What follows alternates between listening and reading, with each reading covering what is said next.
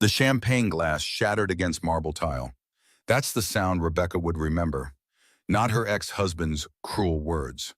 Not his girlfriend's mocking laugh. Just crystal exploding. Sharp. Final. Perfect. She's practically worthless now, Derek said, just around the corner. He didn't know Rebecca was listening. No job, no prospects, living in that sad little apartment. Rebecca stood frozen in the school hallway, her hand still extended where the glass had slipped. Her daughter was receiving an award 50 feet away, and her ex-husband was destroying what was left of her reputation. What Derek didn't know, Rebecca had been planning this moment for 7 years. Because in 5 days, Derek would walk into a meeting expecting to meet his company's new owner, some Silicon Valley tech executive. Instead, he'd see her, his worthless ex-wife, who just bought his entire company. This is the story of the longest game ever played. Stay until the end. You won't believe what happens. The champagne glass shattered. That's what Rebecca would remember later. Not Derek's words, not the way Vivian laughed, just the sound of crystal exploding against marble tile. Sharp. Final. The way everything shatters when you finally stop pretending you can hold it together. Rebecca Thornton stood in the hallway outside Hillcrest Academy's auditorium, frozen. Her hand was still extended where the glass had slipped. Champagne pooled around her black heels. She should move, should clean it up, should do something besides stand there like an idiot while her daughter received an award 50 feet away and her ex-husband destroyed what was left of her reputation. Becca? Derek's voice carried from around the corner.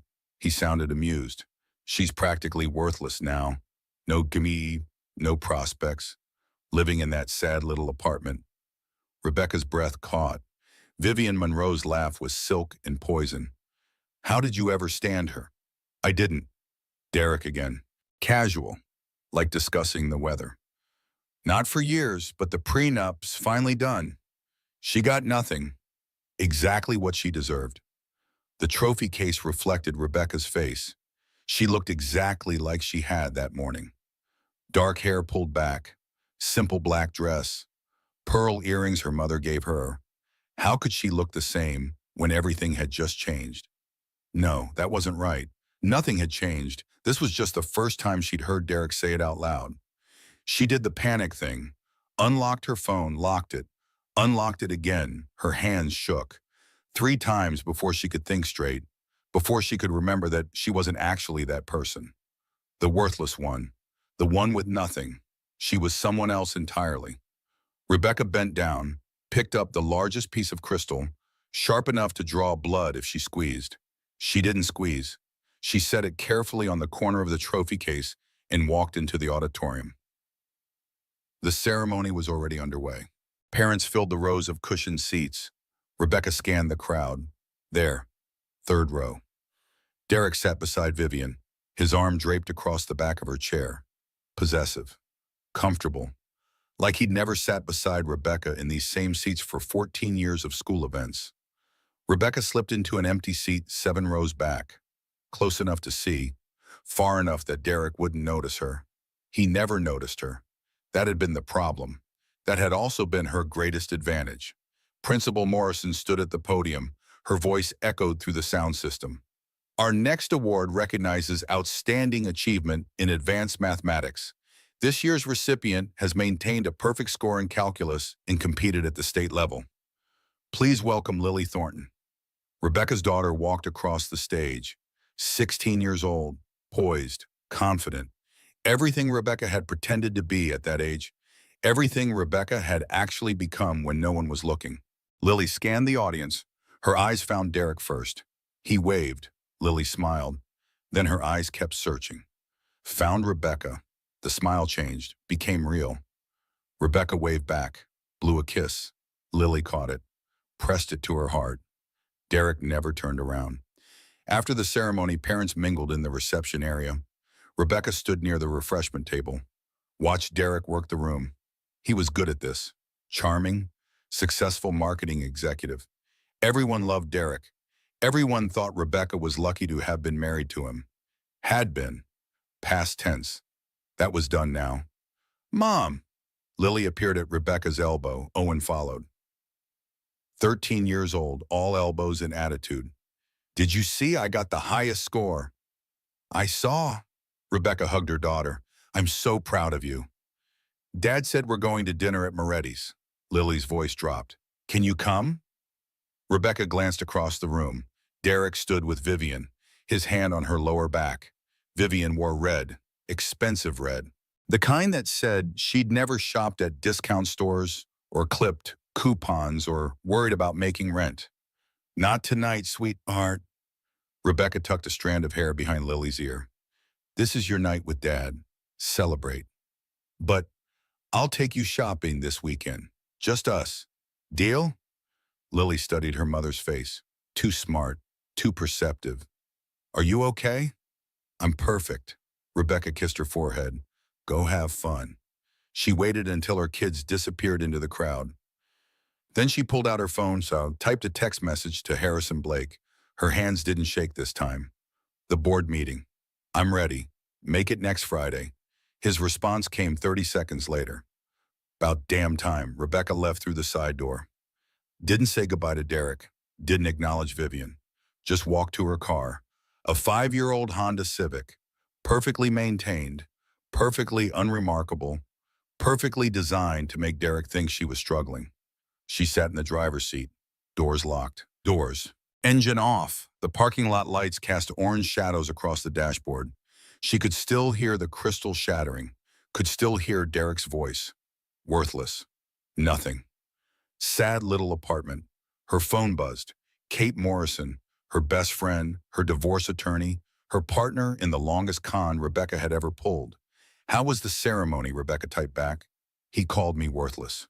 3 dots appeared, disappeared, appeared again. Good. Let him think that.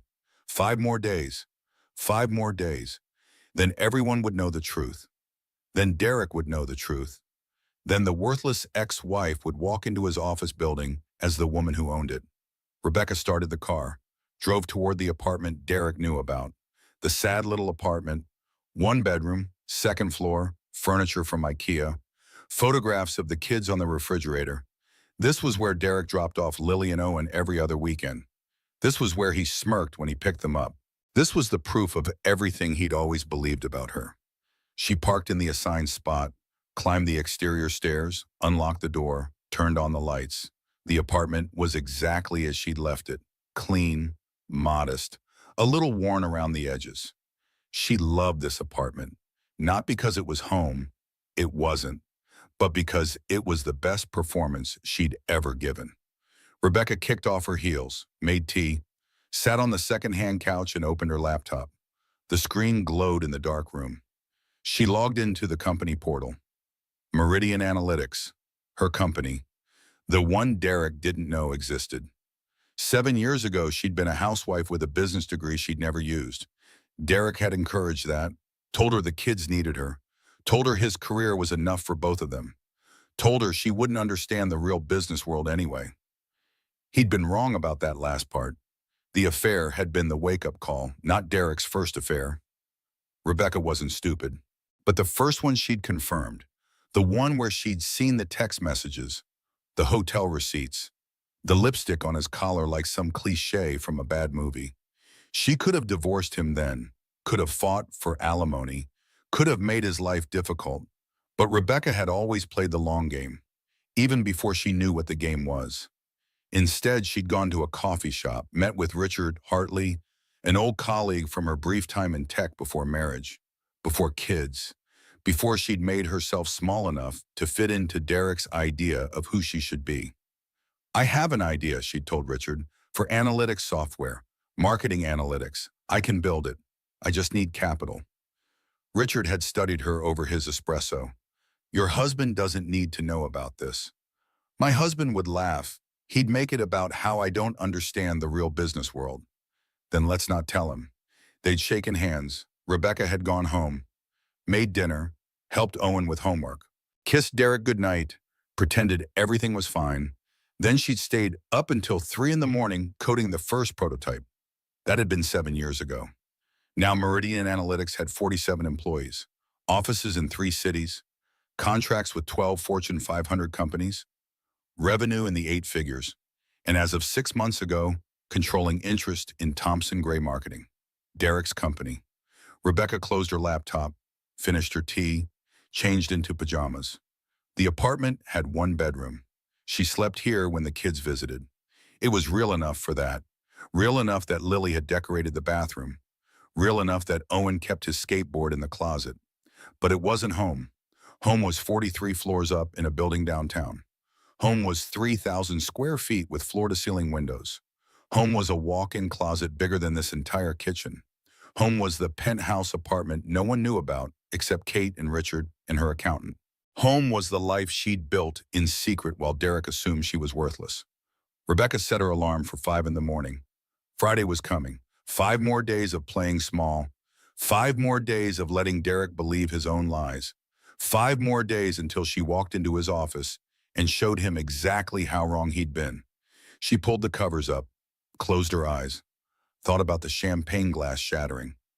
The sound had been so clean, so final, so perfect. 5 more days. Then it would be Derek's turn to shatter, 7 years earlier. Rebecca sat across from Richard Hartley in a coffee shop 2 towns away from her house, far enough that no one would recognize her, far enough that Derek's friends wouldn't accidentally see her meeting with another man. Not that it mattered. Derek was probably having lunch with his secretary right then. The one with the long legs and the graduate degree Derek claimed he didn't find attractive. Rebecca knew better. "Walk me through it again." Richard leaned back in his chair, gray threaded through his dark hair. 45 years old, successful venture capitalist, someone who tried to recruit Rebecca straight out of MIT before she'd gotten pregnant with Lily and married Derek instead. Rebecca opened her laptop, turned the screen toward him. Marketing analytics is fragmented. Companies use 5 different platforms to track customer behavior.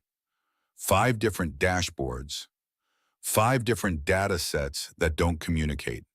What if there was one platform that integrated everything? There are companies trying to do that. They're doing it wrong. Rebecca pulled up her prototype. They're thinking like engineers. I'm thinking like a marketer. Like someone who's watched my husband complain about these exact problems for 14 years. Richard smiled. Derek doesn't know you can code. Derek doesn't know a lot of things. Rebecca clicked through the interface. I built this in 3 months, nights, weekends. While he was at the office or traveling or doing whatever Derek does when he's not home. Which is not my problem anymore. Rebecca met Richard's eyes. I don't want to fix my marriage. I want to build a company. Richard studied the screen, scrolled through her demo, tested the features. His expression never changed. Finally, he looked up. You're better than I remember. I've had time to practice. How much are you looking for? 500,000 to start, 20% equity. That's low. You should ask for more. I'm asking for what I need, and I'm asking for something else. Rebecca closed the laptop. Derek can't know about this. Not yet. Maybe not ever. This needs to be completely separate from my marriage. You planning to divorce him? I'm planning to have options. Richard was quiet for a long moment. Outside the coffee shop, traffic hummed past. A woman laughed at the next table. The espresso machine hissed. Normal sounds, normal day. Normal life for everyone except Rebecca. Your husband doesn't deserve you, Richard said finally. My husband doesn't see me, Rebecca corrected. There's a difference. They shook hands, signed papers 2 weeks later. Rebecca became CEO and majority shareholder of Meridian Analytics. Richard held 49%. Silent partner, patient investor, friend. The company lived in her laptop for the first year. Rebecca coded during nap time when Owen was small, coded after Derek fell asleep, coded in coffee shops while pretending to be at the gym, built the platform piece by piece, feature by feature, module by module. Derek never asked what she was doing. Derek never noticed. Year 2, she brought on her first employee, a developer she'd known in college, remote contract work. They met in video calls Rebecca took from her car in grocery store parking lots. Year 3, Meridian landed its first major client, a mid-size retailer, testing the platform. $50,000. Rebecca deposited the check in an account Derek didn't know existed. Hired 2 more developers. Year 3 was also when Rebecca found the second affair. Different secretary, same pattern. Late nights at the office. Sudden business trips. Derek's phone face down on the counter. Rebecca didn't confront him, didn't cry, didn't fall apart. She just worked harder. Landed 2 more clients, hired a sales team, moved the company from her laptop to a shared office space across town. Derek thought she was taking yoga classes. Year 4, Derek asked for a divorce. They were eating dinner, just the 2 of them. Kids at friends' houses. Derek had made reservations at the expensive restaurant he loved. Rebecca had known something was coming. Derek only made gestures like that when he felt guilty. "I think we should talk about our future," Derek said over wine. Rebecca set down her fork. "Okay, we've grown apart. Have we? I think we want different things." "What things?" Derek shifted in his seat. He'd rehearsed this, Rebecca could tell. "I want a partner who understands my world, who can engage with my colleagues, who's ambitious." "I see." Rebecca kept her voice neutral. Easy, the voice of a woman who wasn't planning anything. "You want a divorce?" "I think it's best." Derek reached across the table, patted her hand, patronizing. "You'll be fine. We'll work out something fair." Fair, Rebecca almost laughed. Derek thought fair meant she'd get the apartment and some alimony and maybe a small settlement. Derek thought fair meant he'd keep the house and the investments and the comfortable life while she struggled. Derek had no idea what fair actually looked like. "All right," Rebecca said, "let's do it amicably. For the kids." Derek looked relieved. "I'm glad you're being reasonable about this." Reasonable. That was the word he'd use later to justify everything. Rebecca was being reasonable. Rebecca was agreeable. Rebecca understood that these things happened. Rebecca wasn't going to make trouble. He was right about that last part. Rebecca wasn't going to make trouble. She was going to make a reckoning. Kate Morrison handled the divorce. Technically, Kate worked for a firm downtown.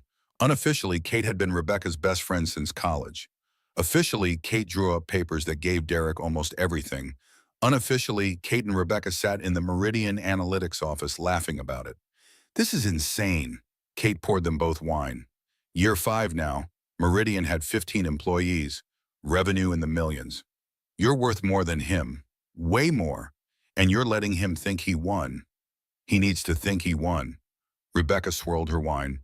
"I need him comfortable, arrogant, not looking over his shoulder." "Oui, because I'm not done yet." Kate studied her. "What are you planning?" Rebecca smiled. "Thompson Gray Marketing." "Derek's company?" "I'm going to buy it." Kate choked on her wine. "You're what?" "Not all at once, quietly, through shell companies. Meridian already has 2 of their competitors as clients. We'll gradually acquire shares. Nothing dramatic, nothing that triggers attention. Just slow accumulation until we have controlling interest. That's going to take years. I have time." "Rebecca." Kate set down her glass. "This isn't about business anymore. This is personal." "It's both." Rebecca met her friend's eyes. "Derek thinks I'm worthless. Let him keep thinking that. Let him keep making jokes. Let him keep dating whatever 20-something he's with this month. And then, when I'm ready, when everything is in place, I'll show him who I actually am." "And who's that?" "Someone who doesn't need his permission to be extraordinary." The divorce finalized in year 5. Derek kept the house. Rebecca got the small apartment and minimal alimony. The kids split time between them. On paper, Rebecca looked like exactly what Derek thought she was. The wife who'd contributed nothing. The woman who'd been lucky to have him. The cautionary tale. Off paper, Rebecca was closing in on $20 million in annual revenue. Year 6, Meridian Analytics reached 35 employees, opened a second office, landed contracts with 3 Fortune 500 companies. Rebecca's platform was becoming industry standard. Marketing executives across the country relied on her software, including Derek. He had no idea his ex-wife had built the tool he used every day. Year 6 was also when Rebecca started acquiring shares in Thompson Gray Marketing. Small percentages, bought through investment firms, nothing connected to her name, nothing that would trigger questions. Just patient accumulation of power Derek couldn't see. Year 7, 6 months ago. Meridian Analytics achieved controlling interest. Richard called her from the lawyer's office. It's done, you own Thompson Gray. Rebecca had been sitting in her penthouse. The real apartment, the one with the view. She'd walk to the window, look down at the city. Somewhere down there, Derek was living his life, going to his office, sitting in meetings, bragging about his latest account, probably telling someone about his poor ex-wife in her sad little apartment. Thank you, Rebecca had told Richard. What happens now? Now we wait for the right moment. That moment came tonight at Lily's award ceremony, when Rebecca heard Derek's voice around that corner, when she heard him call her worthless, when the champagne glass shattered and Rebecca realized she was done waiting. Now, in the present, Rebecca lay in the bed in the apartment Derek knew about, remembered all of it. Every year, every decision, every quiet victory Derek had missed. People thought revenge was hot, emotional, reckless. They were wrong. Real revenge was cold, patient, strategic. Real revenge took 7 years of pretending to be small while building an empire no one could see. Real revenge looked like Rebecca Thornton. Her phone buzzed on the nightstand. Text from Richard. Board meeting set for Friday, 10 a.m. Harrison Blake will handle the introduction. Rebecca typed back. Perfect. Another text. This one from Kate. You sure about this? Last chance to back out. Rebecca didn't hesitate. I've never been more sure of anything in my life. Kate's response was immediate. Then let's show him who you really are. Rebecca set down her phone, closed her eyes. In 5 days, Derek would walk into a conference room expecting to meet some Silicon Valley tech bro who'd bought his company, some stranger who'd either keep him on or let him go based on his resume and his quarterly numbers. Instead, Derek would see his ex-wife, the one he'd dismissed, the one he'd divorced, the one he'd called worthless just hours ago in a school hallway while she stood there listening. He would see her, really see her, for the first time in their entire relationship, and then he would understand exactly what he'd lost. Not their marriage. Derek had never valued that, but his comfortable certainty that he was better than her. His easy superiority, his story where he was the successful one and she was the failure. That story was ending Friday. Rebecca smiled in the dark. She could hardly wait. Monday morning, Rebecca woke at 5. The penthouse was silent except for city sounds 43 floors below. She lay in bed for 10 minutes, just breathing, just existing in her real life before she had to put on the costume again. Her phone showed 3 new emails, all Meridian business. She'd answer them later. First, she needed to check in with her other life. Rebecca showered in the marble bathroom. The space was bigger than the entire apartment Derek knew about. Double vanity, soaking tub, glass-enclosed shower with 4 heads. She still wasn't used to it. Part of her worried she'd never get used to it. The girl who'd clipped coupons and shopped sales still lived somewhere inside. Good. That girl had built this. She dressed in the walk-in closet, business casual for the real office. Slacks and a blouse, comfortable heels, not the designer clothes she owned. Those stayed hidden. Those were for after Friday. 6 a.m. Rebecca took the private elevator down to the parking garage.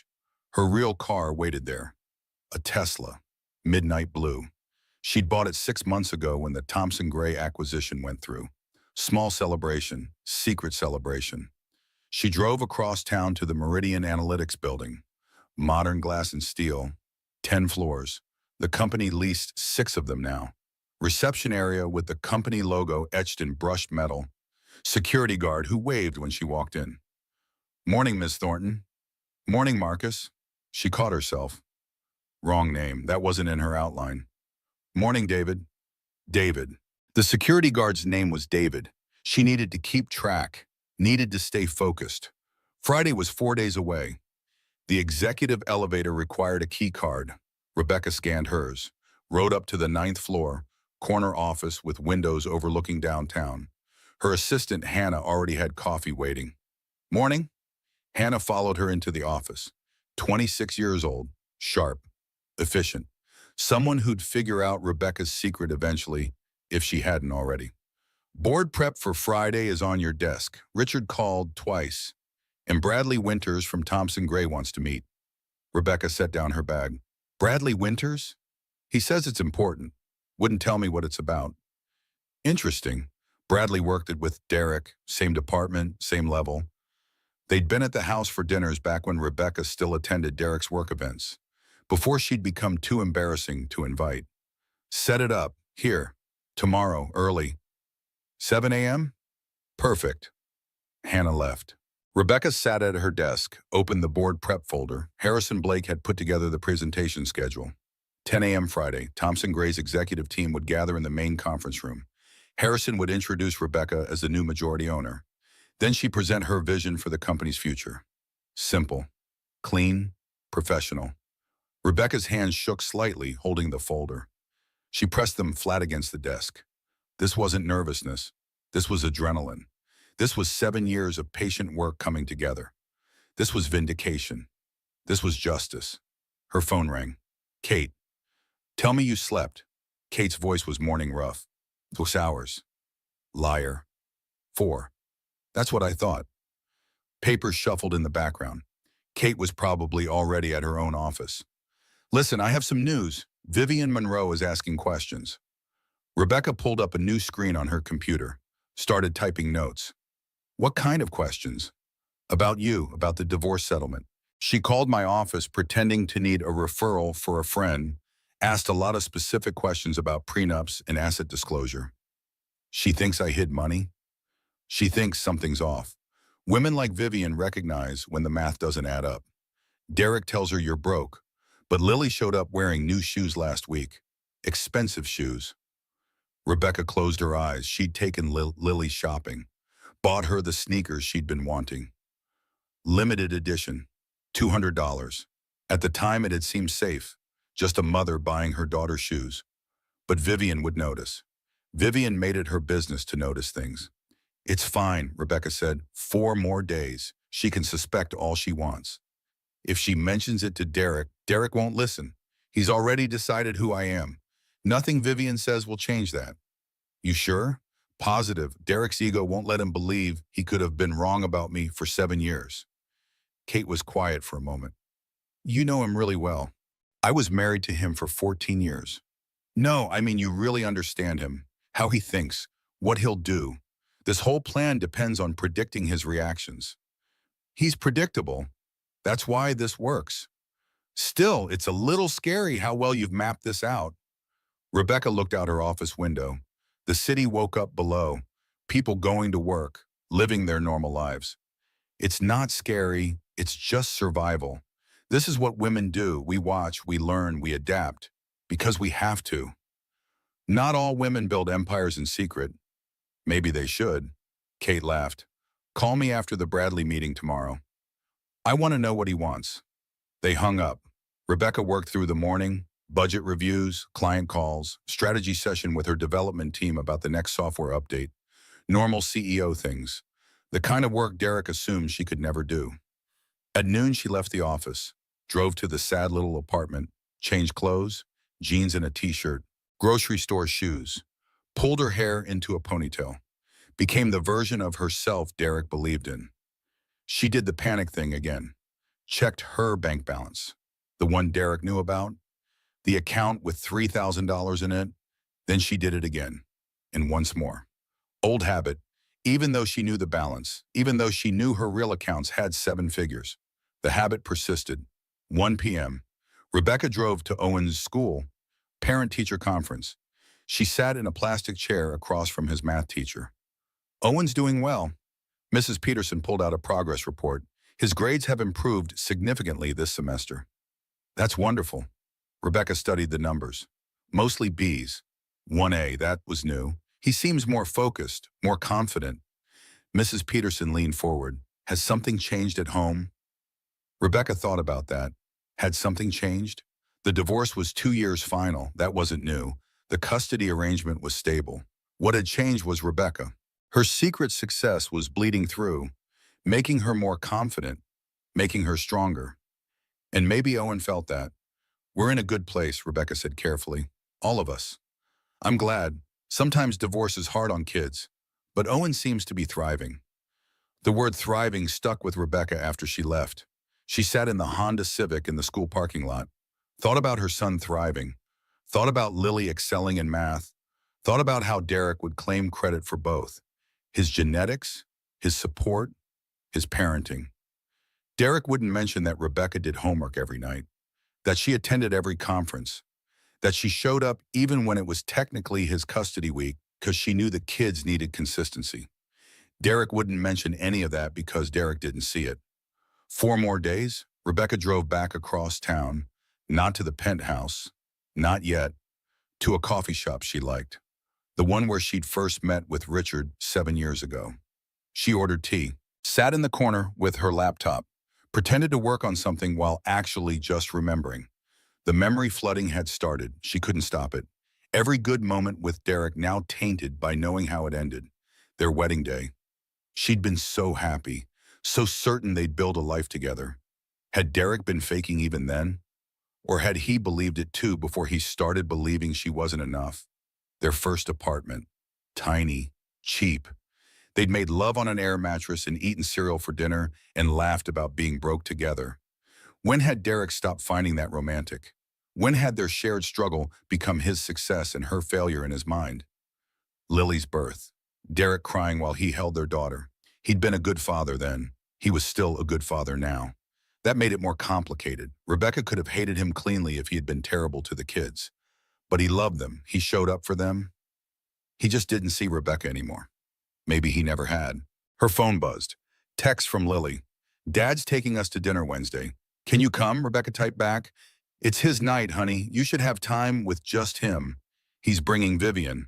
Of course he was. Derek always brought Vivian now, making sure the kids got comfortable with her, setting up the future where Vivian replaced Rebecca completely, where the kids called Vivian by her first name, but eventually thought of her as the woman in their father's life, the permanent one, the one who mattered.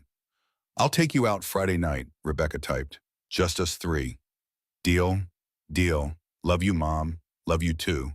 Friday night, after the meeting, after Derek knew, after everything changed, Rebecca would take her kids to dinner and pretend everything was normal, while their father's world collapsed around him. No, that wasn't fair. Rebecca wasn't trying to collapse Derek's world. She was just refusing to stay small in hers.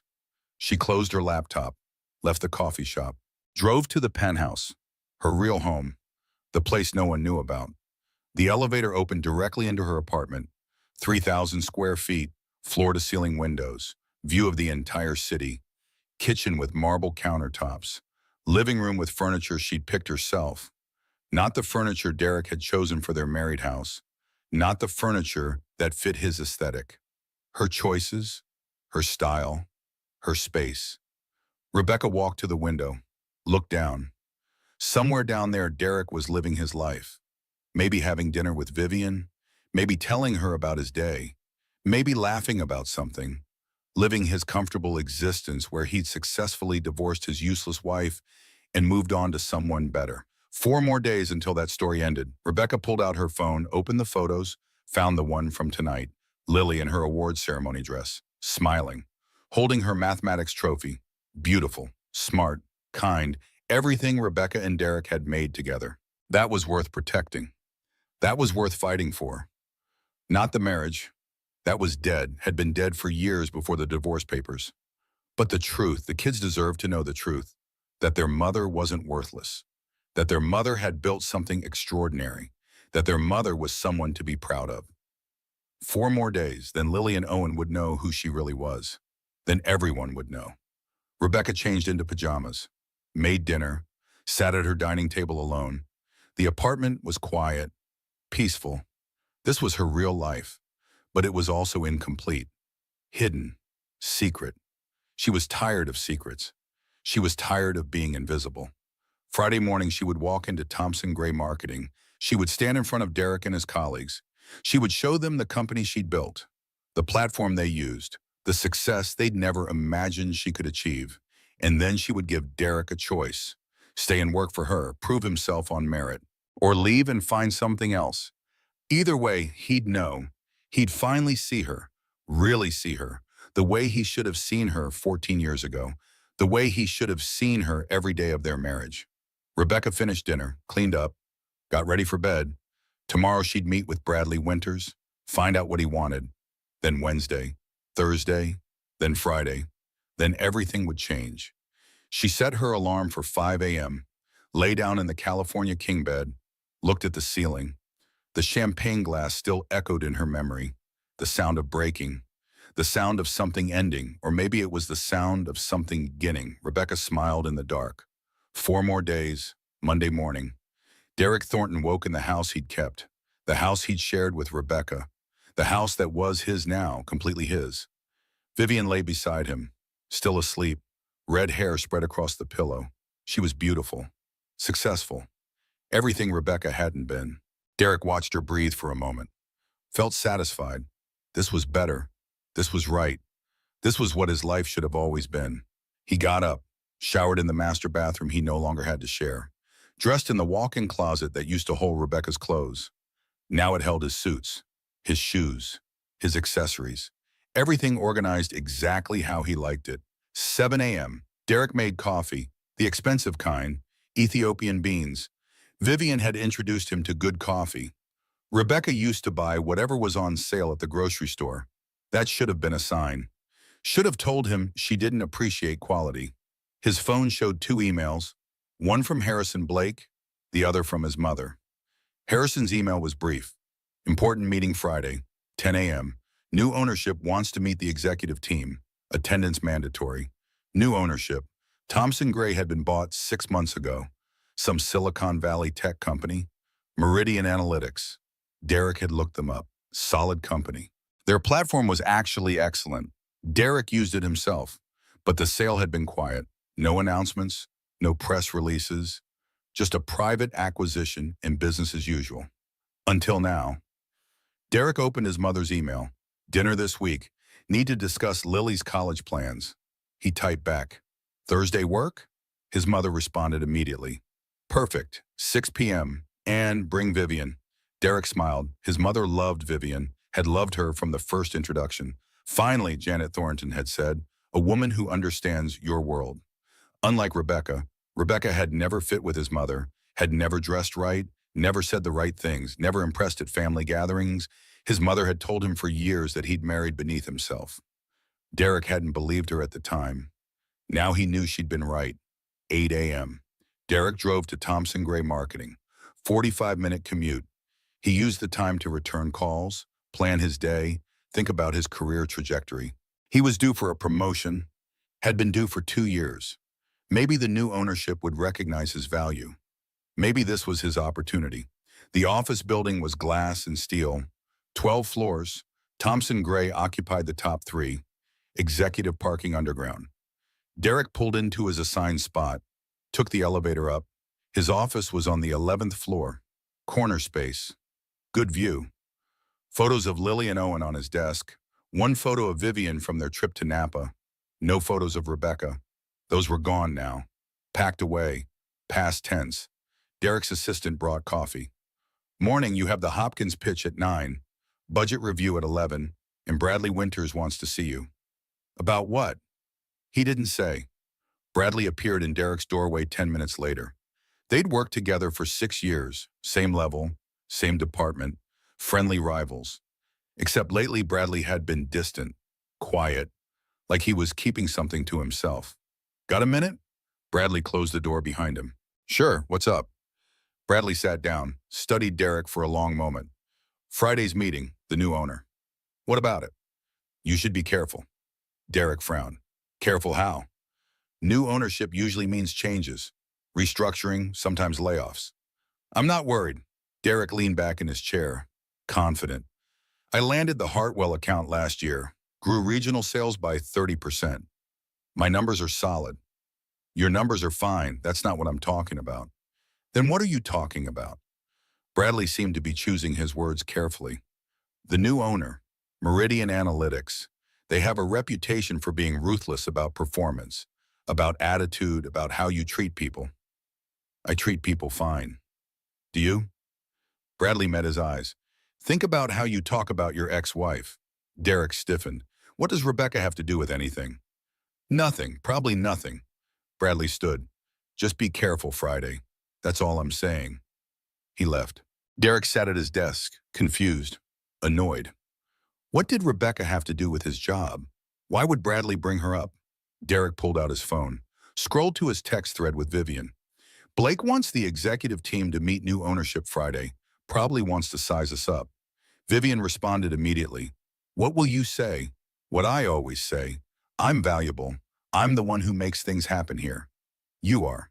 They're lucky to have you. Derek smiled. That was the difference. Vivian understood his value. Vivian supported his ambition. Vivian didn't make him feel guilty for wanting success. The rest of Monday passed normally. Meetings, emails, strategy sessions. Derek worked late. Vivian had plans with friends. He grabbed dinner alone at the bar near the office. Expensive whiskey, steak. The kind of meal he deserved after a long day. Tuesday morning, Derek met with his team, reviewed the quarterly projections. Everything looked good. Solid growth, happy clients, no concerns. Tuesday afternoon, his phone rang, unknown number. This is Derek. Mr. Thornton, this is Harrison Blake. Derek sat up straight going. Harrison was the managing partner. The man who'd run Thompson Gray for 15 years before the acquisition. The man who now reported to whoever owned Meridian Analytics. Harrison, what can I do for you, Vita? The Friday meeting, I wanted to give you advance notice. The new owner is very detail-oriented. They'll want to discuss your accounts, your team, your approach, and not a problem. I'm happy to discuss anything. Good. Harrison paused. They're also interested in company culture, how the executive team works together, how we treat people at all levels. There it was again, that reference to treating people. What was going on? Our culture is excellent, Derek said carefully. We're professional, we're collaborative. I'm sure you are. Harrison's tone was neutral, unreadable. Just be prepared for detailed questions. This owner likes to understand everything. They hung up. Derek stared at his phone. Something was off. Harrison had sounded almost warning. But warning him about what? Wednesday morning, Derek picked up the kids for breakfast before school. His custody week didn't start until Friday, but he liked to see them midweek, liked to stay connected. They met at the pancake place near Hillcrest Academy. Lily ordered blueberry, Owen ordered chocolate chip.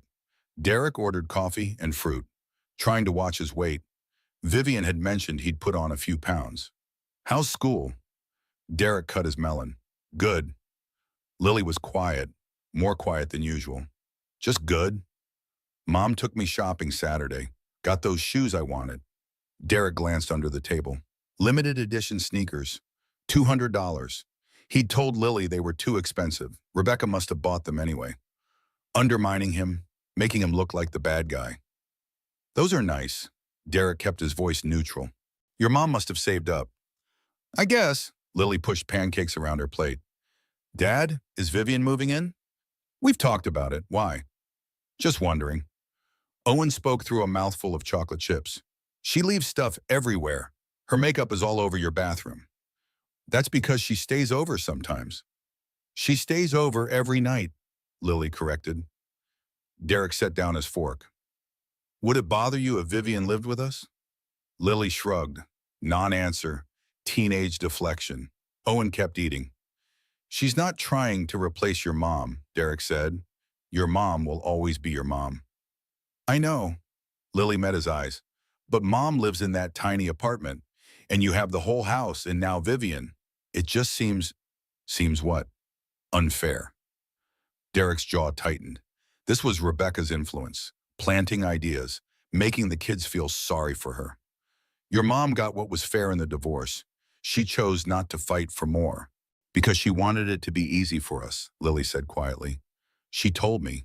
She said she didn't want us caught in the middle. That's mature of her. Derek forced a smile. See? Everything worked out. But Lily didn't look convinced. And Owen had gone quiet. Derek changed the subject, talked about school, sports, safe topics, dropped them off 20 minutes later feeling unsettled. That evening he met his mother for dinner. Thursday, 6 p.m. The restaurant his mother preferred. White tablecloths, wine list, quiet conversations. Vivian came with him, wore a dress his mother would approve of. Classic, expensive, appropriate. Janet Thornton held court at the table. 77 years old, sharp, elegant, unforgiving. Derek tells me you have a big meeting Friday. Janet cut her salmon precisely. New ownership. That's right. Are you worried? Why would I be worried? Changes at the top always mean risk. Janet sipped her wine. They'll want to put their stamp on things, make cuts, prove they're in charge. I'm not worried, Derek repeated. But he was. Just a little. Just enough to make him uncomfortable.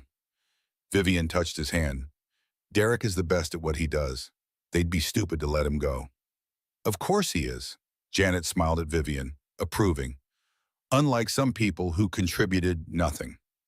She meant Rebecca. Janet always meant Rebecca when she talked about people who contributed nothing. Speaking of Rebecca, Janet's tone sharpened. Lily mentioned expensive shoes. How is your ex-wife affording those? I don't know, maybe she got a credit card. Or maybe she's hiding money from the divorce. Janet leaned forward. You should look into that. Make sure she disclosed everything. The divorce was 2 years ago. It's done. Money has a way of appearing later, especially with sneaky women. Derek didn't think Rebecca was sneaky.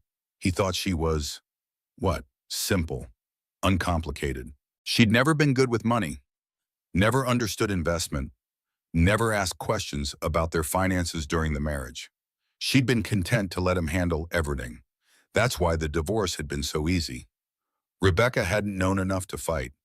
I'm sure it's fine, Derek said, but Janet's words stayed with him. That night, the next morning, Thursday, he arrived at work distracted, went through the motions. His mind kept circling back to the meeting tomorrow.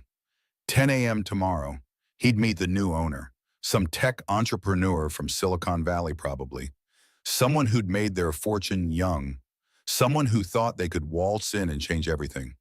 Derek would show them his value, would prove he belonged, would secure his position and probably his promotion. Everything would be fine. Thursday evening, Derek went to the gym, lifted weights, ran 5 miles, pushed himself harder than usual, trying to burn off the anxiety he wouldn't admit to feeling.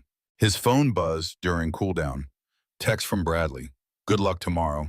Seriously. Derek didn't respond. What was everyone so worried about? Why did they keep warning him? He went home. Vivian had cooked. Pasta, wine.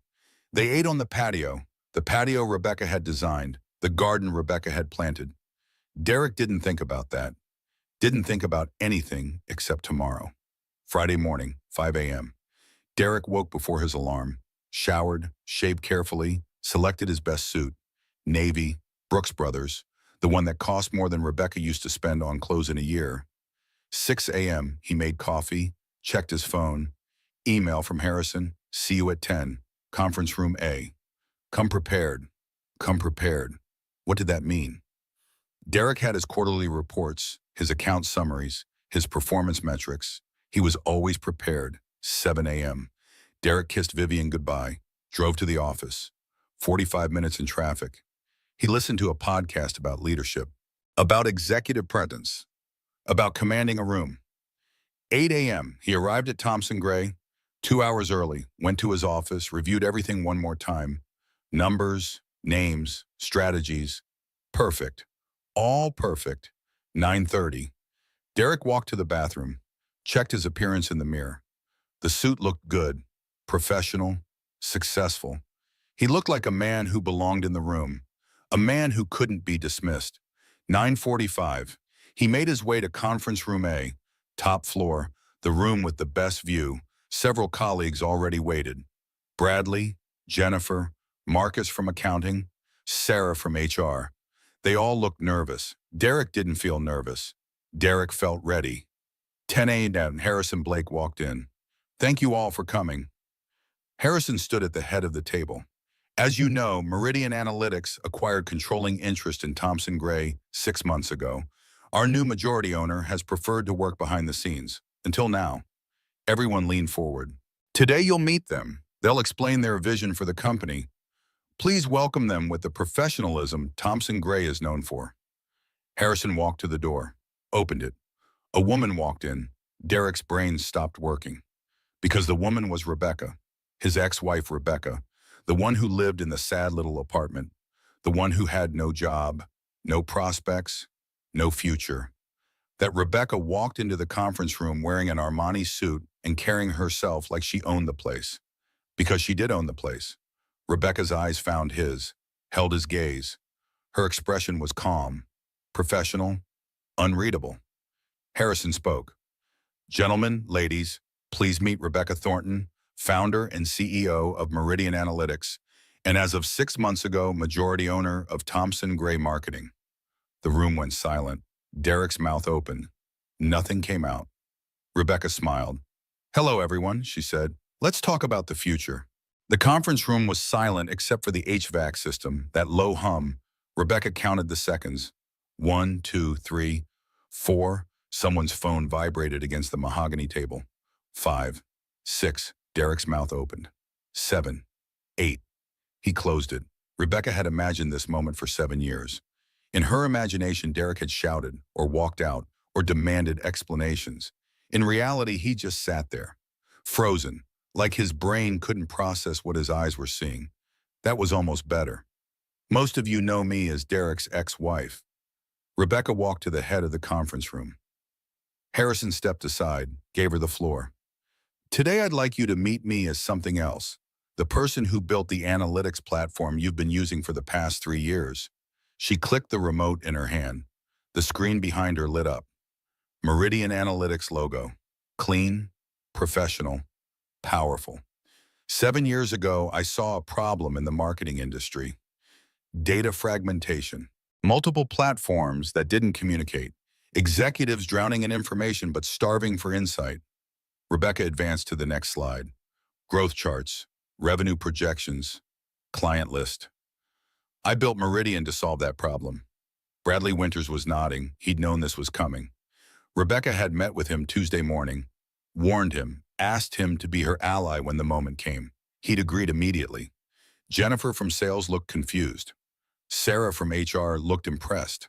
Marcus from accounting looked like he was calculating numbers in his head. Derek looked like he might be sick. While I was married to Derek, I developed the initial prototype. Another slide, screenshots of her original interface. I brought on partners, secured funding, built a team, all from my kitchen table while my husband was at work. She let that sink in. Kitchen table.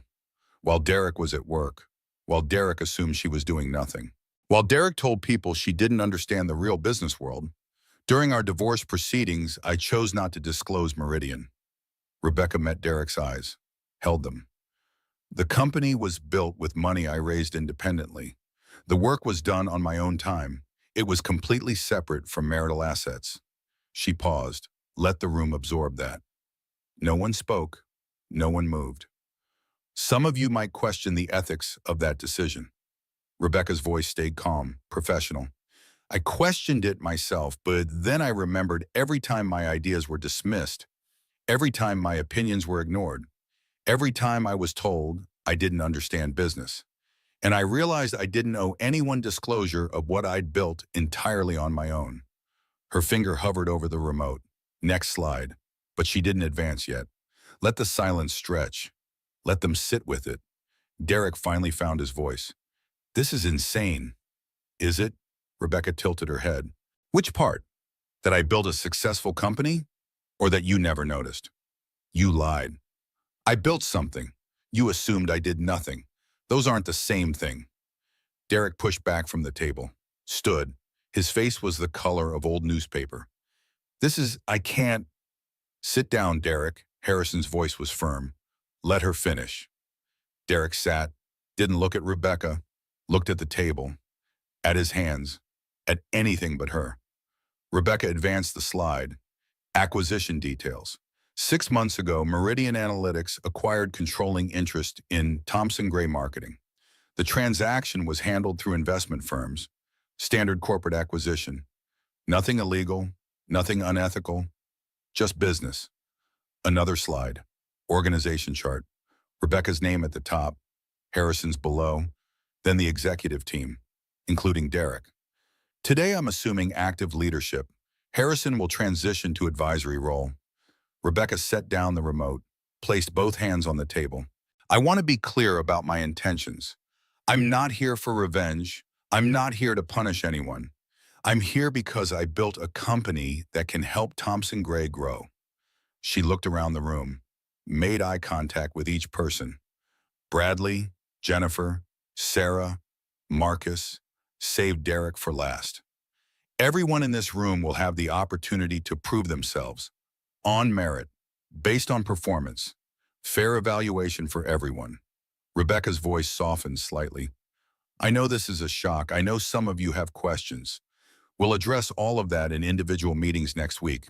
For now, I just want to introduce myself, the real me, not Derek's ex-wife, not someone's former spouse, just Rebecca Thornton, CEO. Harrison stepped forward. Thank you, Rebecca. Does anyone have immediate questions? Jennifer raised her hand. What changes should we expect? Minimal structural changes. I like what Thompson Gray has built, but I'll be implementing better integration with Meridian's platform. More efficient data flow, better client insights. And personnel changes? Marcus asked. As I said, everyone will be evaluated on merit. I'm not planning layoffs, but I'm also not planning to carry dead weight. If you do your job well, you'll be fine. Derek's jaw clenched. Dead weight. Was that directed at him, or was Rebecca being genuine? He couldn't tell, couldn't read her. When had Rebecca become unreadable? Sarah asked about reporting structure. Bradley asked about project timelines. The meeting continued for 20 more minutes. Professional questions, professional answers. Like this was normal. Like Derek's ex-wife hadn't just revealed herself as his new boss. Finally, Harrison wrapped up. Thank you all. Rebecca will schedule individual meetings with each department head. We'll reconvene next Friday for strategic planning. People filed out, quiet, stunned. Derek remained in his seat. Bradley squeezed his shoulder on the way past. Sympathy or pity? Derek couldn't tell which. The room emptied until only Derek, Rebecca, and Harrison remained. Harrison looked between them. I'll give you two a moment. That's not necessary, Derek started. Yes, it is. Harrison walked out, closed the door behind him. Rebecca gathered her materials. Didn't rush, didn't look at Derek, just organized her folders, put away her remote, checked her phone. Rebecca, Derek's voice cracked. You can't just, this is insane. You can't just buy my company and it's not your company. Rebecca finally looked at him. It never was. You work here, that's all. You lied to me for years about everything. I built something, you assumed I was doing nothing. There's a difference. Stop saying that. Derek stood, paced to the window, back to the chair, to the window again. You deliberately hid this. Deliberately made me think. Think what? That I was worthless? That I had no prospects? That I was living in a sad little apartment with no future? Derek froze, turned slowly. You heard me. Monday night at Lily's ceremony. I was standing 10 feet away. You just never looked. Vivian was asking. You called me worthless. Rebecca's voice stayed level, calm. But underneath, Derek could hear something else, something sharp.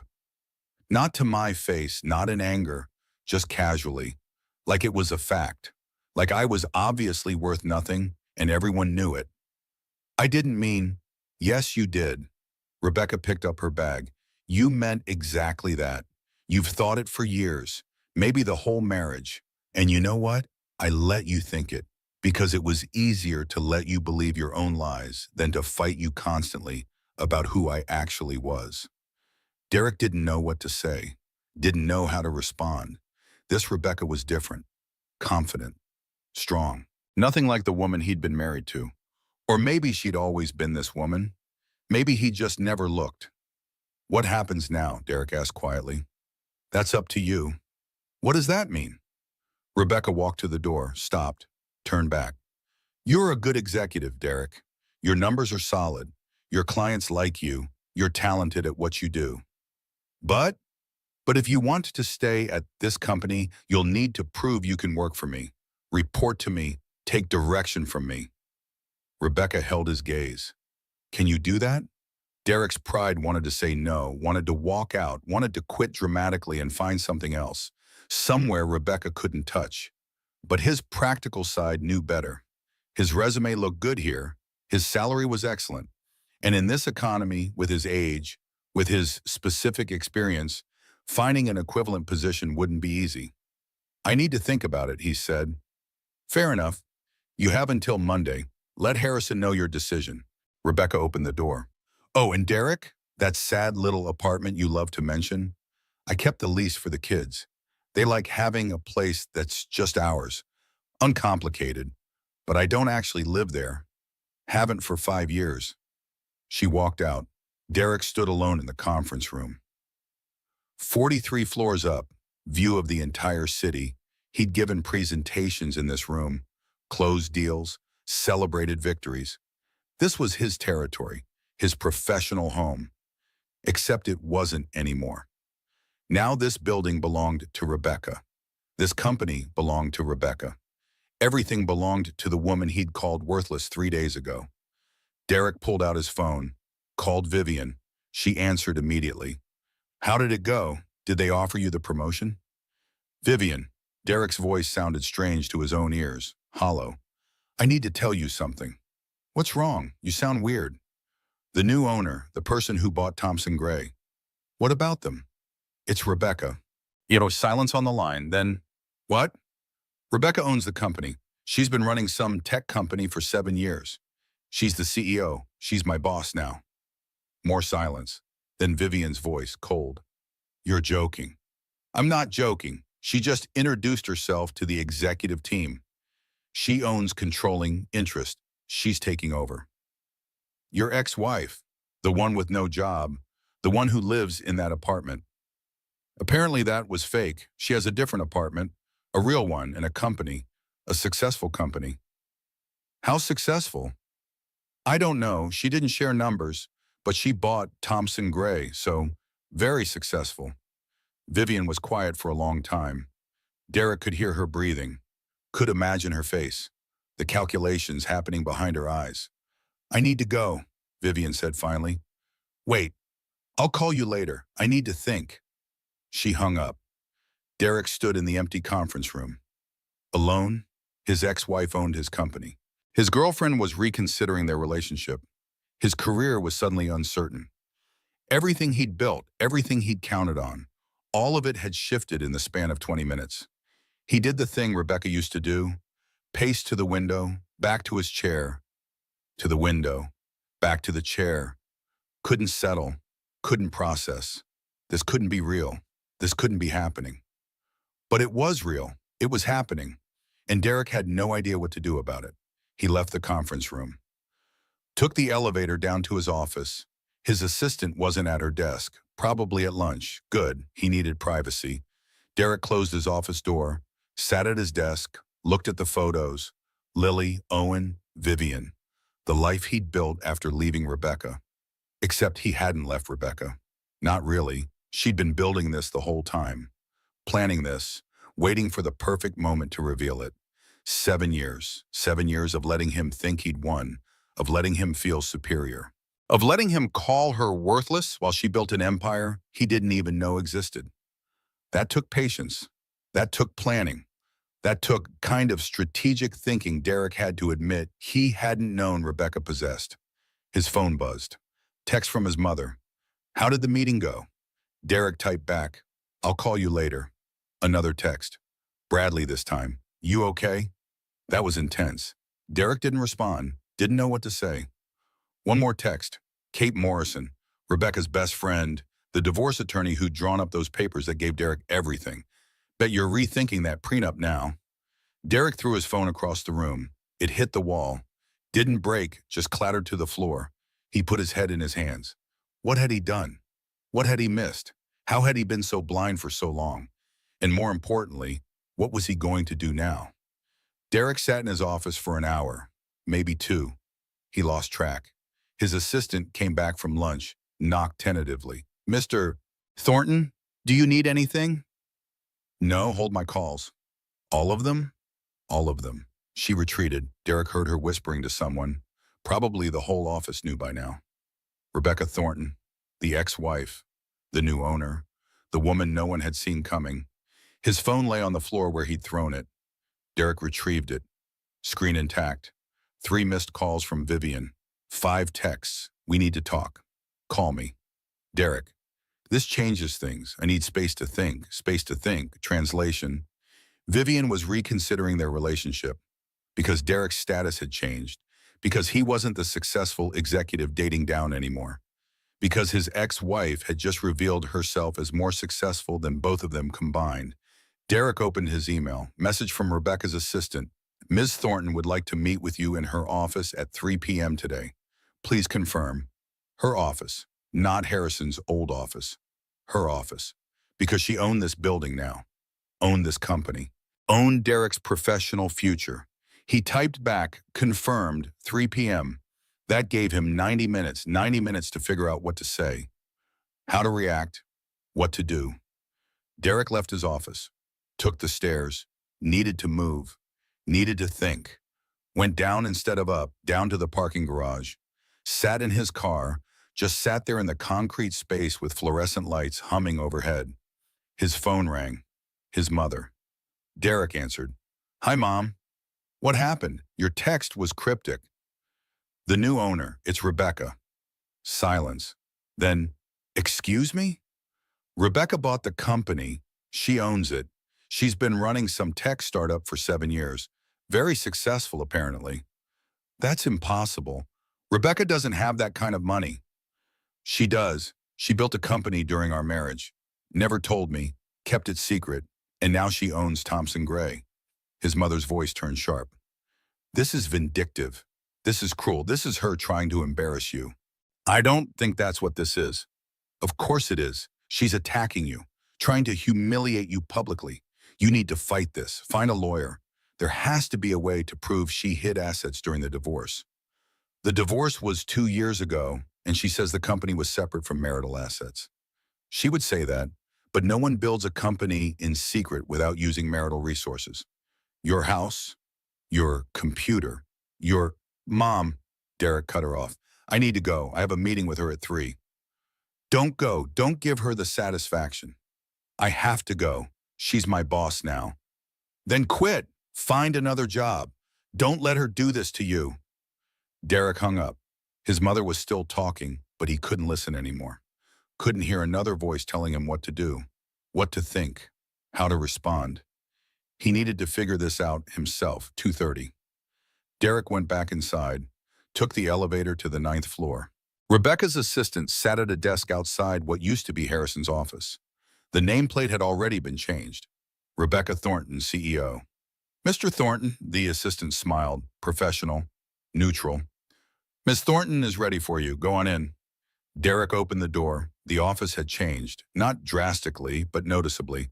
Harrison's heavy furniture was gone, replaced with modern pieces, clean lines. The desk faced the window now. Rebecca sat there working on her laptop. She didn't look up immediately. Derek stood in the doorway, waiting, feeling like a supplicant, hating it. Finally, Rebecca closed the laptop, gestured to the chair across from her desk. Sit. Derek sat, looked around, tried not to show how off balance he felt. The view from this office was incredible. Full city panorama, best view in the building. Rebecca had that now. Rebecca had everything now. Thank you for meeting with me. Rebecca folded her hands on her desk. I know today was a shock. That's an understatement. I imagine you have questions. About 1,000. Ask. Derek tried to organize his thoughts. So many questions. So much confusion. He started with the most basic one. When did you build this company? I started 7 years ago, right after your first affair. Derek flinched. That was a mistake. The first one? Or the 5 others I knew about? His jaw dropped. 5 you knew about. Of course I knew. Rebecca's voice stayed calm, matter of fact. I'm not stupid, Derek. You weren't as careful as you thought. And honestly, after the first one, I stopped caring. I had other things to focus on. Like building a company in secret. Exactly. Derek shook his head, still processing. How? When? I was home. I would have noticed. You were never home. Late nights at the office, business trips, golf weekends. You assumed I was at yoga or book club or shopping. You never asked. You never looked. But the divorce, you didn't fight. You accepted everything I offered because I didn't need your money. Rebecca leaned back in her chair. The prenup covered marital assets, but Meridian was built entirely separately. With capital I raised independently. The work was done on my own time. You can check with lawyers if you want. It's completely legal. Legal doesn't mean right. Interesting. Rebecca tilted her head. You think I was wrong to keep my success secret, but you thought it was fine to cheat repeatedly, to call me worthless behind my back, to make me feel small for 14 years. I never— Yes, you did. Rebecca's voice hardened slightly. Every time you dismissed my opinions, every time you talked over me at dinner parties, every time you introduced me as just a mom like that was the only thing I was capable of being, you made me small. You just didn't realize I was choosing to stay small while I built something you couldn't see. Derek didn't know what to say, didn't know how to argue. Because she was right. He had done those things. Not consciously, not maliciously, but consistently. For years, he'd made her invisible, and she'd used that invisibility. What do you want from me? Derek asked finally. I want you to do your job well. That's it? You don't want me to suffer? To fail? To quit? Why would I want that? Rebecca looked genuinely confused. You're a good executive. Your clients like you. Your team respects you. The company benefits from keeping you. But I'm your ex-husband. And you're really telling me this isn't personal? Rebecca was quiet for a moment, considering. It became personal when I heard you call me worthless, when I realized you genuinely believed I had no value. That made me angry. But anger isn't the same as revenge. Then what is this? This is me refusing to stay small anymore. Rebecca stood, walked to the window, looked out at the city. For 7 years, I hid who I really was, protected your ego. Let you feel superior. I'm done with that.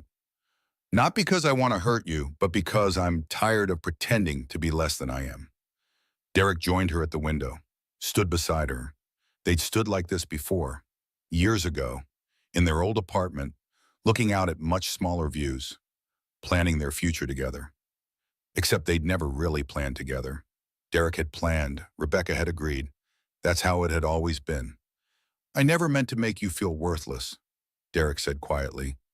I know, that's worse somehow. You didn't even think about it. You just assumed. I'm sorry. Rebecca turned to look at him. Are you? Or are you just sorry you were wrong? Derek didn't answer. Didn't know how to answer honestly. I'll give you a choice. Rebecca walked back to her desk. You can stay at Thompson Gray, keep your position, keep your salary, prove yourself on merit, or you can leave. I'll provide an excellent recommendation. Help you find something equivalent elsewhere. Your choice. Some choice. It's more than you gave me. You just decided our marriage was over. Decided I wasn't good enough, never asked what I wanted, never considered that I might be building something. You just made decisions for both of us. Derek felt the anger rising, finally, something besides shock and confusion. So, this is revenge. This is payback for the divorce. No, Rebecca's voice stayed level. This is business. This is me running the company I built. The company that happens to own your employer. If that makes you uncomfortable, that's not my problem. That's yours. I can't work for you. Then don't. Quit. Find something else. Rebecca sat down, opened her laptop. Let Harrison know by Monday. That's it? That's all you have to say? What else do you want me to say, Derek? Rebecca looked up, finally showed some emotion, frustration, tiredness, something real. Do you want me to apologize for being successful? For not telling you? For letting you believe your own lies about me? I won't.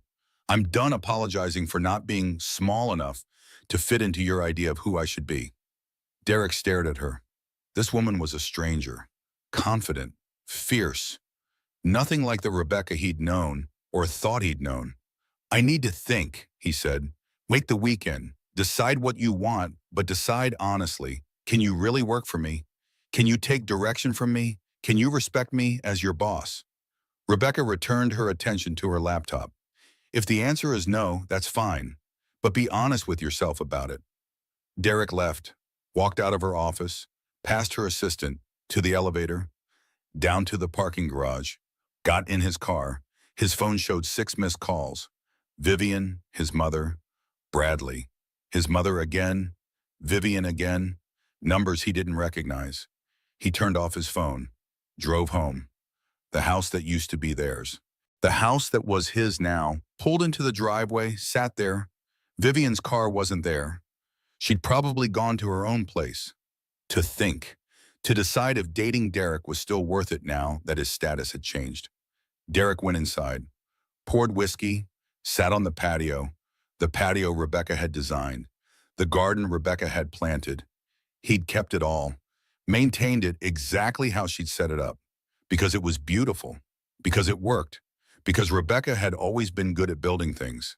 He just hadn't noticed.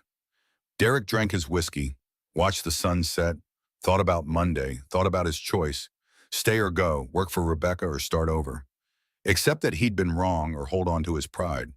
He didn't know what he was going to do to my mom, but he had until Monday to decide. Friday evening, 5 o'clock.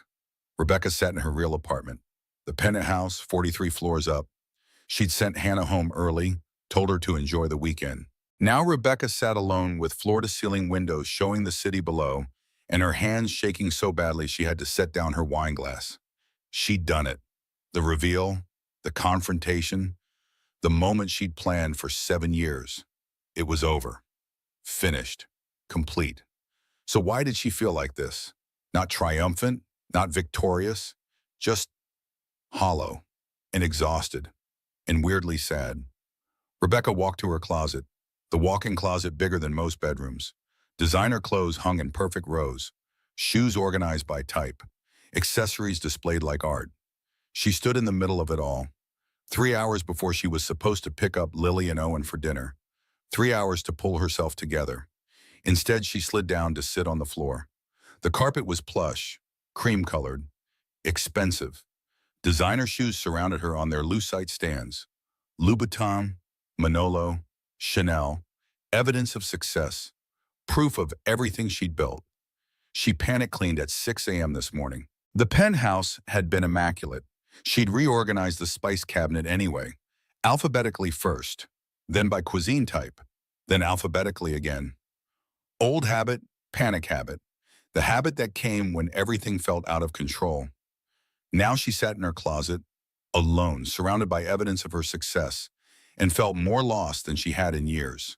Her phone buzzed. Kate, how are you? Rebecca stared at the text. How was she? How should she answer that? Fine, she typed back. Liar. Want me to come over? No, I'm okay. Rebecca, talk to me. Rebecca set down her phone, pressed her palms against her eyes, took a deep breath, then another. The victory was supposed to feel better than this, cleaner, simpler. She was supposed to walk out of that office feeling powerful and vindicated and strong. Instead, she felt like she'd just burned down her entire past and wasn't sure what was left standing. The phone rang. Not a text. An actual call. Kate wasn't giving up. I'm fine, Rebecca answered. No, you're not. I did it. The reveal. It went exactly as planned. And now I'm sitting in my closet having a breakdown. I'll be there in 20 minutes. Kate, you don't need to... 20 minutes. Kate hung up. Rebecca sat there among her expensive shoes. 20 minutes. She should get up, get dressed, pull herself together. Instead, she just sat. This was the dark place. The place she hadn't let herself acknowledge while she was building and planning and strategizing. This was the moment where she had to face what she'd actually done. She'd destroyed Derek's comfortable illusions. She'd revealed herself in a way that couldn't be taken back. She'd stepped out of the shadows into full view, and now everyone could see her. Really see her. And that was terrifying. The buzzer rang. Kate was faster than 20 minutes. Rebecca got up, walked to the door, pressed the intercom. It's me. Let me up. Rebecca buzzed her in. Waited by the door. Kate emerged from the private elevator 60 seconds later, carrying Thai food and wine. You didn't eat lunch. Kate announced. Or breakfast, probably. We're fixing that first, then we're talking. They sat on Rebecca's couch. The expensive one. The one Rebecca had picked herself without Derek's opinion. Kate opened containers of pad thai and curry and spring rolls, poured wine into Rebecca's good glasses. Eat. Rebecca picked up her fork, ate mechanically. The food tasted like nothing. Everything tasted like nothing. Talk to me. Kate set down her own fork. What happened after the meeting? Derek came to my office. We talked. I gave him until Monday to decide if he wants to stay. And? And I think I just destroyed his entire self-concept. Good. Is it? Rebecca looked at her friend. Is it good?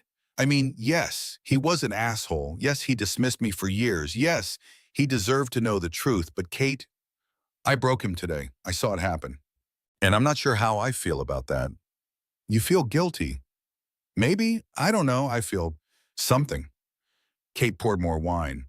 You're allowed to feel complicated things. This doesn't have to be simple. Everyone expects it to be simple. Revenge, justice. He called me worthless, so I showed him I'm not. Clean narrative, satisfying ending. But it's not that clean. No. Rebecca drank her wine. Because I'm still me. I'm still the woman who was married to him for 14 years, who had kids with him, who loved him once, and I just publicly humiliated him. And that makes me feel human, Kate finished. It makes you feel human, which is good, healthy, normal. I don't want to feel normal. I want to feel powerful. You are powerful. That's why you can afford to feel vulnerable right now. Rebecca closed her eyes. I kept thinking it would feel different. The reveal, the moment. I thought I'd feel vindicated, satisfied. Instead, I just feel tired. You've been running on adrenaline for 7 years. Building, planning, hiding. That's exhausting. I'm not done yet. There's still Monday and the press release and integrating the companies and you can rest this weekend. You can sit in your closet and cry if you need to. You can feel whatever you feel. You earn in that. Rebecca opened her eyes, looked at her best friend. When did you get so wise? Law school? They teach wisdom between contracts and torts. Kate smiled. Also, I've been watching you build this for 7 years. I knew this moment would be hard. The victory and the aftermath, they're never as clean as we want them to be. They ate in silence for a while. Rebecca's appetite slowly returned. The food started tasting like something. The wine helped. I'm picking up the kids at 8, Rebecca said, taking them to dinner, explaining everything. How do you think they'll react? I don't know. Lily's smart. She'll understand. Owen? Owen's 13. Everything confuses him. They'll be proud of you. Or they'll be upset I lied to their father for 7 years. You didn't lie, you just didn't share everything. Is there a difference? Kate considered. Yes, but it's subtle, and you'll need to help them understand it. 7:30, Kate left. Rebecca showered, changed into normal clothes, jeans and a sweater. Nothing designer, nothing that screams success, just mom clothes. Comfortable, safe.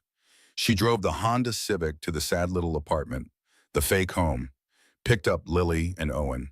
They climbed in, chattering about their day. Where's Dad? Lily asked. Home, I think. This is just us tonight. Cool. Where are we going? Wherever you want. They chose the diner they liked. Burgers and milkshakes. Casual. Easy. Rebecca sat across from her children in the worn vinyl booth and tried to figure out how to start. I need to tell you something, she began. Lily and Owen looked up from their phones. Something about your dad's work. Did he get fired? Owen asked. No, nothing like that. Rebecca took a breath. You know how his company got bought? New ownership? Yeah, he's been stressed about it. The new owner, the person who bought the company. Rebecca met their eyes. It's me. Silence. Then Lily's mouth opened. What? I own a tech company, Meridian Analytics, have for 7 years. We bought your dad's company 6 months ago. Owen looked confused. But you don't work. I do work. I just didn't tell you, or your dad. I kept it separate. Why? Lily's voice was sharp, hurt. Why would you hide that? Rebecca tried to explain about building the company during the marriage, about keeping it secret, about the long game. But even as she said it, she could hear how it sounded. Like excuses, like lies. So, Dad doesn't know? Lily processed. Didn't know. He found out today, in a meeting. Oh my God. Lily put her head in her hands. Mom, that's so messed up. I know. You ambushed him in front of his colleagues. I revealed something he should have known all along. If he'd been paying attention. That's not fair. You actively hid it. Rebecca felt her temper rising. Your father called me worthless, Lily. I heard him Monday night at your ceremony. He told Vivian I had no job, no prospects, no future, that I was living in a sad little apartment, that I got exactly what I deserved in the divorce. Lily's anger faltered. He said that? He did. And you know what? He believed it. He genuinely thought I was nothing. So I showed him he was wrong. Owen spoke up. But Mom, this apartment, we thought, I kept this place for you, so you'd have somewhere uncomplicated, somewhere without all the pressure. But this isn't where I live. I have a different apartment, a real one. Can we see it? Owen asked. Rebecca hesitated, then nodded. Yes, this weekend, if you want. They finished dinner. The conversation moved to other things, school, friends, normal topics, but the tension remained. Lily was upset. Rebecca could tell, not angry, just processing, trying to reconcile the mother she knew with this new information. They drove back to the small apartment. Rebecca walked them inside. I love you both, she said. This doesn't change anything between us. It changes every day, Lily reminded. We thought we knew you. Now we don't know what to think. I'm the same person. Are you? Lily grabbed her overnight pen. Because the mom I knew wouldn't secretly build a company and humiliate Dad in public. Your dad humiliated himself. I just stopped hiding. It's still messed up. Lily left. Owen hesitated, gave Rebecca a hug. Think it's kind of cool, what you did. But Lily's right, it's also messed up. He left too. Rebecca stood alone in the fake apartment, the one she'd maintained for this exact purpose. Uncomplicated space for the kids. Now even that felt ruined, tainted by secrets and lies and strategic decisions. She sat on the second-hand couch, 8:45. Still early, she could go back to the penthouse, open more wine, call Kate again. Instead, she just sat there. The apartment was quiet, just the hum of the refrigerator, traffic sounds from outside, normal sounds, but everything felt different now. The performance was over. The secret was out. Everyone knew, and Rebecca felt more alone than she'd felt in 7 years. Her phone buzzed. Text from Derek. The kids called me. They're upset. This is on you. Rebecca stared at the message. Type back, you called me worthless. This is on you. She hit send, then immediately regretted it. That wasn't helpful. That was just striking back, continuing the fight. Her phone rang. Derek. Don't. His voice was raw, angry, hurt. Don't text me that and then ignore me. I'm not ignoring you. Lily is crying. She doesn't understand why you lied. I didn't lie. I built something and didn't share it. There's a difference. Not to her, not to Owen. You kept this huge secret and now they don't know what to believe. About me or about you. What's that supposed to mean? It means they're upset because their image of both of us just changed. I'm not who they thought I was, and you're not who you thought you were. That's hard, but it's also necessary. Derek was quiet then. I can't work for you. Okay. That's it? Just okay? What do you want me to say? I gave you a choice. You're making it. I respect that. I thought you'd argue, try to convince me. Why would I? You need to do what's right for you, just like I did. More silence then. I don't know who you are anymore. Yes, you do. You just never looked. Rebecca stood, walked to the window. I'm the woman who planted your garden, who raised your kids, who supported your career for 14 years. I'm also the woman who built a $40 million company in secret. I'm both. I was always both. You just only saw the parts you wanted to see. 40 million? Derek's voice cracked. Your company is worth 40 million? More, actually, but who's counting? Jesus Christ, Rebecca. Let Harrison know your decision Monday. And Derek, tell the kids I loved them, that I'm sorry this is hard, but I'm not sorry for being successful. She hung up. Rebecca stood in the fake apartment, the performance space, the place where she'd pretended to be small. Tomorrow she'd bring the kids to the penthouse. Show them the truth. Help them understand. Tonight she just needed to feel this.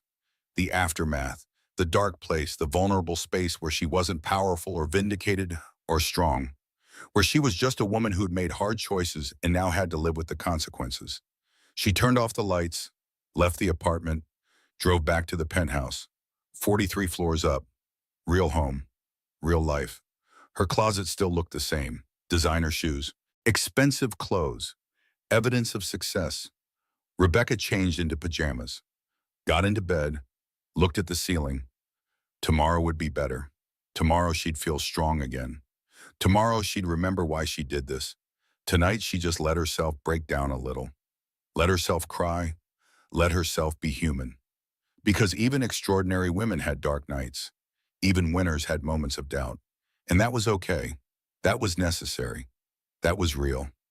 Saturday morning, Rebecca woke at 8, later than usual. Sunlight streamed through the floor-to-ceiling windows. She lay in bed for a moment, just breathing, just existing. Yesterday had been hard. Last night had been harder, but she'd made it through. Now came the next part. Rebecca showered, made coffee, checked her phone. No messages from Derek. One from Lily. Can we see your real apartment today? Rebecca smiled, typed back. Come by at noon, I'll send you the address. She spent the morning cleaning. Even though the penthouse was already clean. Even though her cleaning service had been there Friday. She needed to move.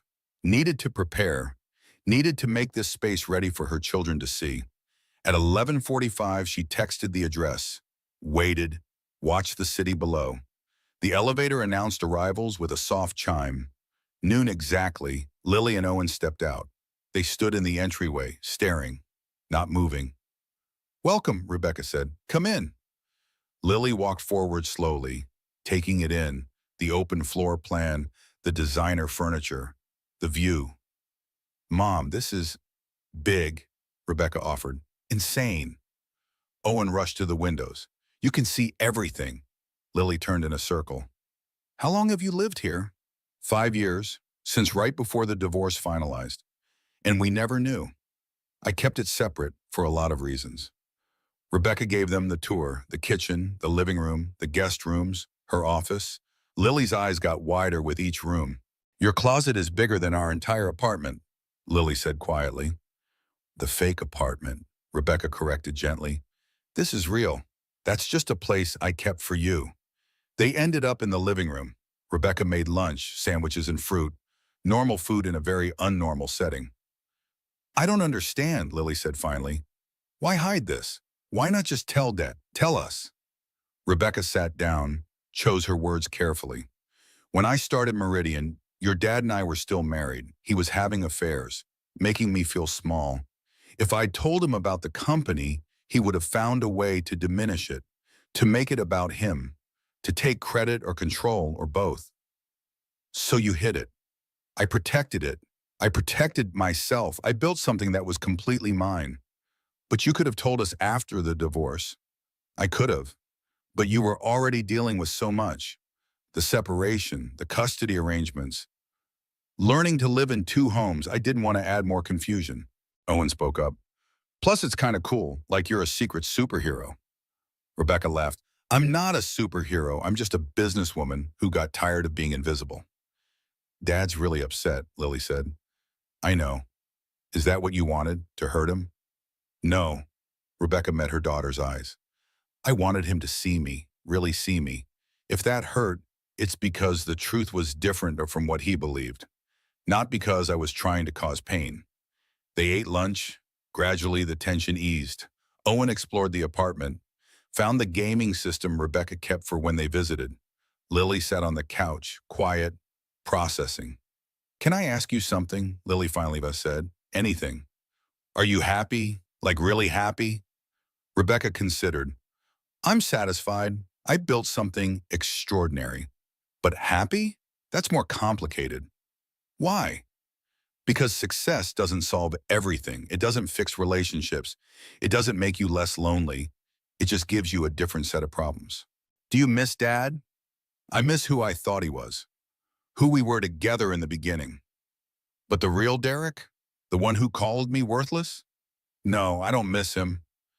Lily nodded, understood. I'm still mad at you. That's fair. But I'm also kind of proud of you. Rebecca felt her eyes sting. Yeah, yeah, what you did, building this, it's impressive. Lily paused. Just maybe next time warn us before you blow up everyone's lives. Deal. They spent the afternoon together. Normal things, movies, games, pizza delivery. Rebecca showed them photos of the Meridian office, explained what the company did, let them ask questions. Around 5, Owen fell asleep on the couch. Lily moved to the window, looked out at the city. Dad's going to quit, Lily said quietly. Probably. Will he be okay? Your father's very good at what he does. He'll find something else, maybe something better. Will you be okay? Rebecca joined her daughter at the window. Yes, I will. You seem sad. A little. This week was intense, but I'm okay. Lily leaned against her mother. Rebecca put her arm around her daughter. They stood like that for a while, just looking out at the city, together. I told Jenna, Lily said, my friend from school, about what you did. What did she say? She said her mom wishes she'd done something like that, before her dad left. Rebecca didn't respond, just held her daughter. I think a lot of moms wish they'd done what you did, Lily continued. Built something, kept it safe, not needed anyone's permission. Maybe. No, definitely. Lily looked up at her. You're kind of a badass, Mom. Rebecca laughed. Actually laughed. Language. True, though. They woke Owen. Rebecca drove them back to Derek's house, the house that used to be hers. She pulled into the driveway. Derek's car was there, lights on inside. You going to be okay with Dad? Rebecca asked. Yeah, Lily said, it will be fine. They hugged her. Went inside. Rebecca waited until they were through the door, then she drove away. Back to the penthouse, back to her real home.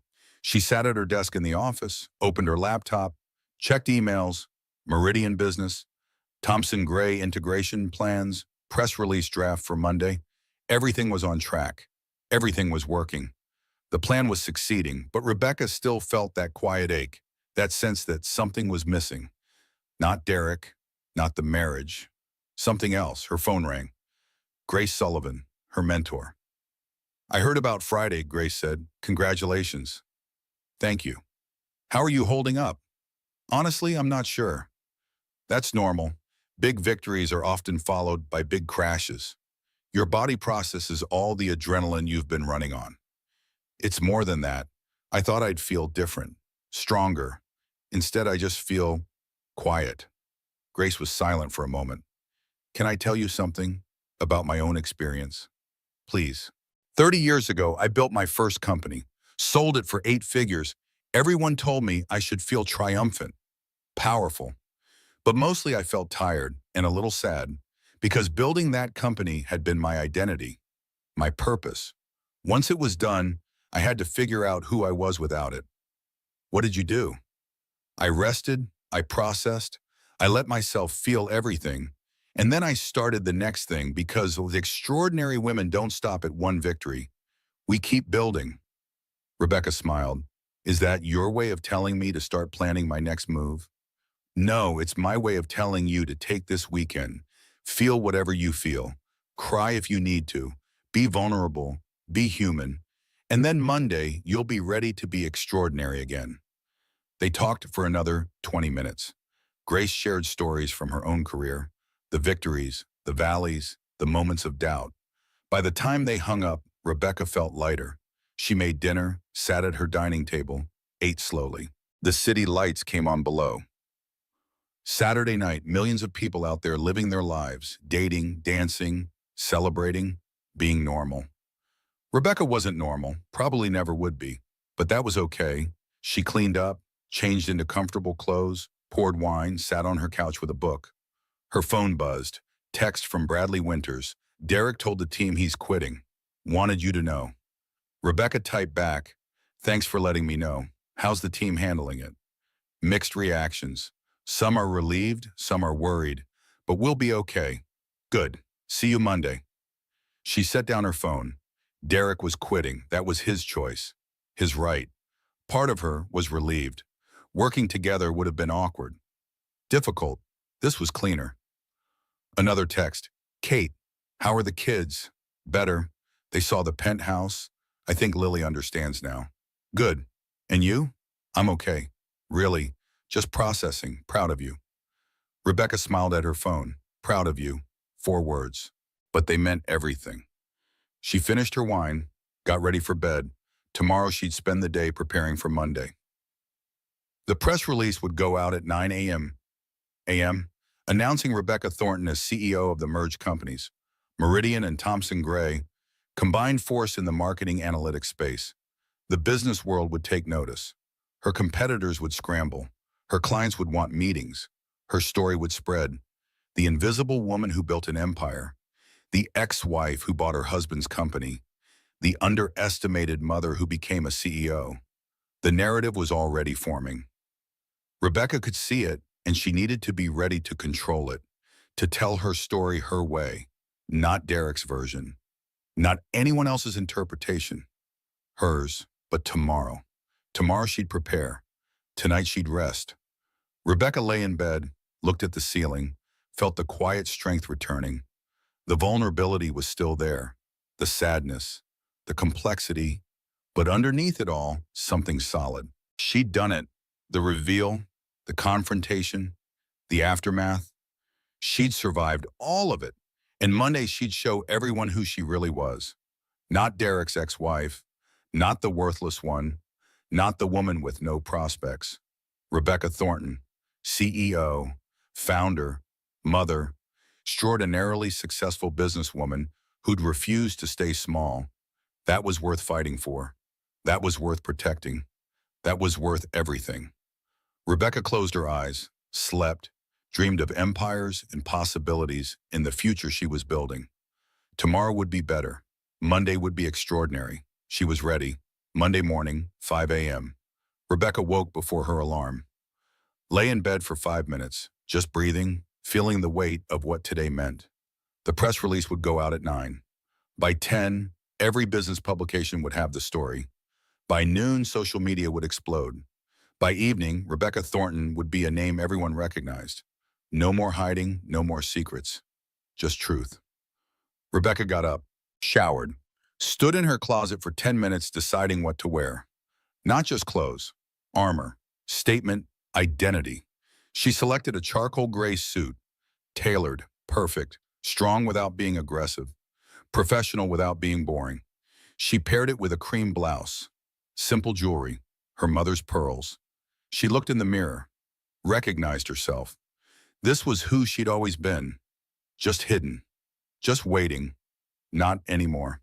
6 a.m., Rebecca made coffee, checked her phone, message from Hannah, press release ready to go. Approve final version? Rebecca opened the attachment. Read through it one more time. For immediate release, Rebecca Thornton, named CEO of Merged Meridian Analytics and Thomson Gray Marketing. Silicon Valley success story reveals 7-year journey from kitchen table startup to industry leader. The release continued. Professional, factual, strategic. It told her story without dramatics, mentioned her marriage and divorce only in passing, focused on business achievements, client wins, revenue growth, innovation. This was the narrative Rebecca wanted, not revenge, not personal vendetta, just success. She typed back to Hannah, approved, send at 7 a.m. Rebecca drove to the Meridian office. Her Tesla, her real car.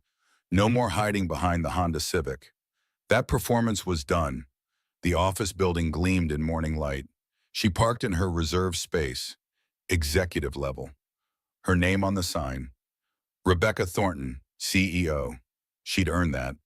The elevator took her to the 9th floor. Hannah was already there with coffee. So was Richard. her partner, her friend, the one who'd believed in her from the beginning. Big day, Richard said. Very big. You ready? As ready as I'll ever be. They went to her office, reviewed the schedule, 9 a.m. press release, 10 a.m. board call, 11 a.m. all-hands meeting with Meridian staff, 1 p.m. conference call with Thomson Gray executives, 3 p.m. interviews with business press, 5 p.m. team celebration, packed, intense, perfect. 8:45. Rebecca sat at her desk, opened her laptop. The press release was queued, ready to send, just waiting for her final approval. She thought about Derek, probably at home, probably drafting his resignation letter, probably angry, hurt, confused. She thought about Lily and Owen at Swedish school, normal Monday, except their mother was about to become news. She thought about her own mother, the one she'd reconnected with this weekend, who'd cried when Rebecca told her everything, who'd said, "I always knew you had it in you." 8:58. Rebecca clicked send. The press release went out. Within 30 seconds, her phone started buzzing. Text messages, emails, notifications. All at once, like an explosion of attention. Congratulations. Incredible story. Can't believe this. You're a legend. Rebecca muted her phone. Let the messages pile up. She'd respond later. Right now, she had a board call. 10 a.m., the board members appeared on screen. Grace Sullivan, Michael Chen. Wait, stop, not Chen, wrong name, that's Asian. Let me check the outline. Actually, Lee, looking back at my outline, I need to correct this. Let me continue with American names only. 10 a.m., the board members appeared on screen. Grace Sullivan, Michael Bradford, Sarah Wellington, distinguished investors, seasoned executives, people who'd bet on Rebecca when she was just an idea. Well done, Grace opened. The release is getting excellent coverage. Thank you. Questions? Sarah asked. About the integration, the timeline? Rebecca walked them through it. 6-month integration plan, gradual merger of systems, client retention strategy, revenue projections. She'd prepared for this, knew every number, every detail, every risk. The board approved everything, gave her authority to move forward, congratulated her again. 11 a.m., all-hands meeting with Meridian staff. Rebecca stood in front of her team, 47 people, the ones who'd helped her build this. Thank you, she started, for your trust, your hard work, your dedication. What we've built together is extraordinary, and today the world knows it. She explained the merger, the opportunity, the growth ahead. Her team applauded, asked questions, celebrated. This was right. This was good. This was what she'd working for. 1 p.m., conference call with Thomson Gray executives. Tense, uncertain. Derek wasn't on the call. Bradley was. So was Jennifer, Sarah from HR, Marcus from accounting. I know today has been shocking, Rebecca said. The press release, the attention, the revelation about my history with Derek. I want to address that directly. She explained, carefully, professionally, her marriage, the company she'd built, the acquisition, the Friday meeting, the choice she'd given Derek. Derek has decided to leave the company, Rebecca said. That's his right. I respect his decision. For the rest of you, nothing changes except your access to better tools, better resources, better opportunities. Bradley spoke up. What about morale? The team is worried. I understand. That's why I'm flying to Thomson Gray tomorrow, meeting with each department, answering questions face to face, showing you I'm not just Derek's ex-wife. I'm a CEO who wants this company to succeed. The call lasted an hour. By the end, most of the tension had eased, not gone, but manageable. 3 p.m., first interview, Business Insider. The reporter was young, female, clearly fascinated. Ms. Thornton, your story is remarkable.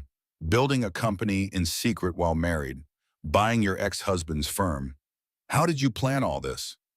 I didn't plan revenge if that's what you're asking. I planned success. The fact that success happened to intersect with my ex-husband's workplace is almost incidental. Almost. I won't lie, there's satisfaction in proving wrong someone who underestimated me. But that's not why I built Meridian. I built it because I saw a market need and had the skills to fill it. You kept the company secret from your husband for 7 years. Some people might call that deceptive. Rebecca had prepared for this. I kept my professional life separate from my personal life. Many people do that. The difference is my husband assumed I had no professional life. He never asked, never looked, never considered that I might be building something. That's not deception. That's his failure to see me. The interview continued. Tough questions, fair questions. Rebecca answered honestly. Didn't hide, didn't apologize, just told her truth. 4 p.m., second interview. Forbes, male reporter, more skeptical. You're being positioned as a feminist success story. Woman builds empire while husband dismisses her. But you also hid significant assets during a divorce. How do you reconcile that? Meridian Analytics was not a marital asset. It was founded with independent capital, built on my own time, completely separate from my marriage financially and legally. I disclosed everything I was required to disclose. But morally, I chose to protect what I'd built. My ex-husband had affairs, multiple affairs. He dismissed my contributions, made me feel worthless. I'm supposed to reward that behavior by giving him half of something he never knew existed? Something he would have undermined if he'd known? No, I chose to protect myself and my work. The reporter paused. Then, fair enough, 5 p.m. Rebecca walked into the celebration. Her Meridian team had gathered. Champagne, music, laughter. They'd reserved a restaurant, rented out the whole place. To Rebecca! Hannah raised her glass. The most badass CEO in Silicon Valley. Everyone cheered. Rebecca felt it finally. The victory, the satisfaction, the joy. These people believed in her, worked with her, built this alongside her. This was what success felt like. She stayed for 2 hours, celebrated, told stories, laughed, let herself be happy. 7 p.m. Her phone had been on silent all day. Now she checked it. 173 messages, emails, texts, voicemails, congratulations, interview requests, job offers, investment opportunities, and one message from Derek. I submitted my resignation to Harrison. My last day is Friday. The kids asked about you. Call them. Rebecca stepped outside, dialed Lily. Mom, oh my God, everyone's talking about you. It's all over social media. I know. Are you okay? Am I okay? Mom, you're famous. Like actually famous. There's a hashtag and everything. Rebecca laughed. A hashtag? Hash secret CEO. It's trending. People are sharing your story, saying your goals. It's insane. How do you feel about it? Honestly, pretty cool. Like my mom is this total boss and everyone knows it now. And Owen, he's bragging to his friends. Told everyone his mom owns a company worth millions. Not quite how I'd phrase it, but okay. Are you happy, Mom? Like really? Rebecca thought about it. Standing outside the restaurant, city lights around her, the celebration continuing inside, her company thriving, her kids proud, her story told her way. Yes, she said, I really am. They talked for 20 more minutes, about school, about the press, about Derek. Lily was handling it well, better than Rebecca had expected. Dad's upset, Lily said, but also kind of impressed. It's weird. He keeps saying he can't believe he didn't see it. He saw what he expected to see. That's sad. It is, but it's also not my problem anymore. Mom, can I tell you something? Always. I'm glad you did this, built your company, kept it safe, showed everyone who you really are. It's brave. Rebecca felt tears sting her eyes. Thank you, honey. Love you. Love you too. She hung up, stood there for a moment, just breathing, just feeling, just existing in this moment of complete transformation. Her phone buzzed. Text from Kate. You're trending on Twitter, you're in Forbes, you're everywhere. How does it feel? Rebecca typed back. Terrifying and amazing, that's about right. Drinks Wednesday to celebrate? Perfect. Another text. Grace Sullivan, I told you. Extraordinary women don't stop at one victory. What's next? What's next? Good question.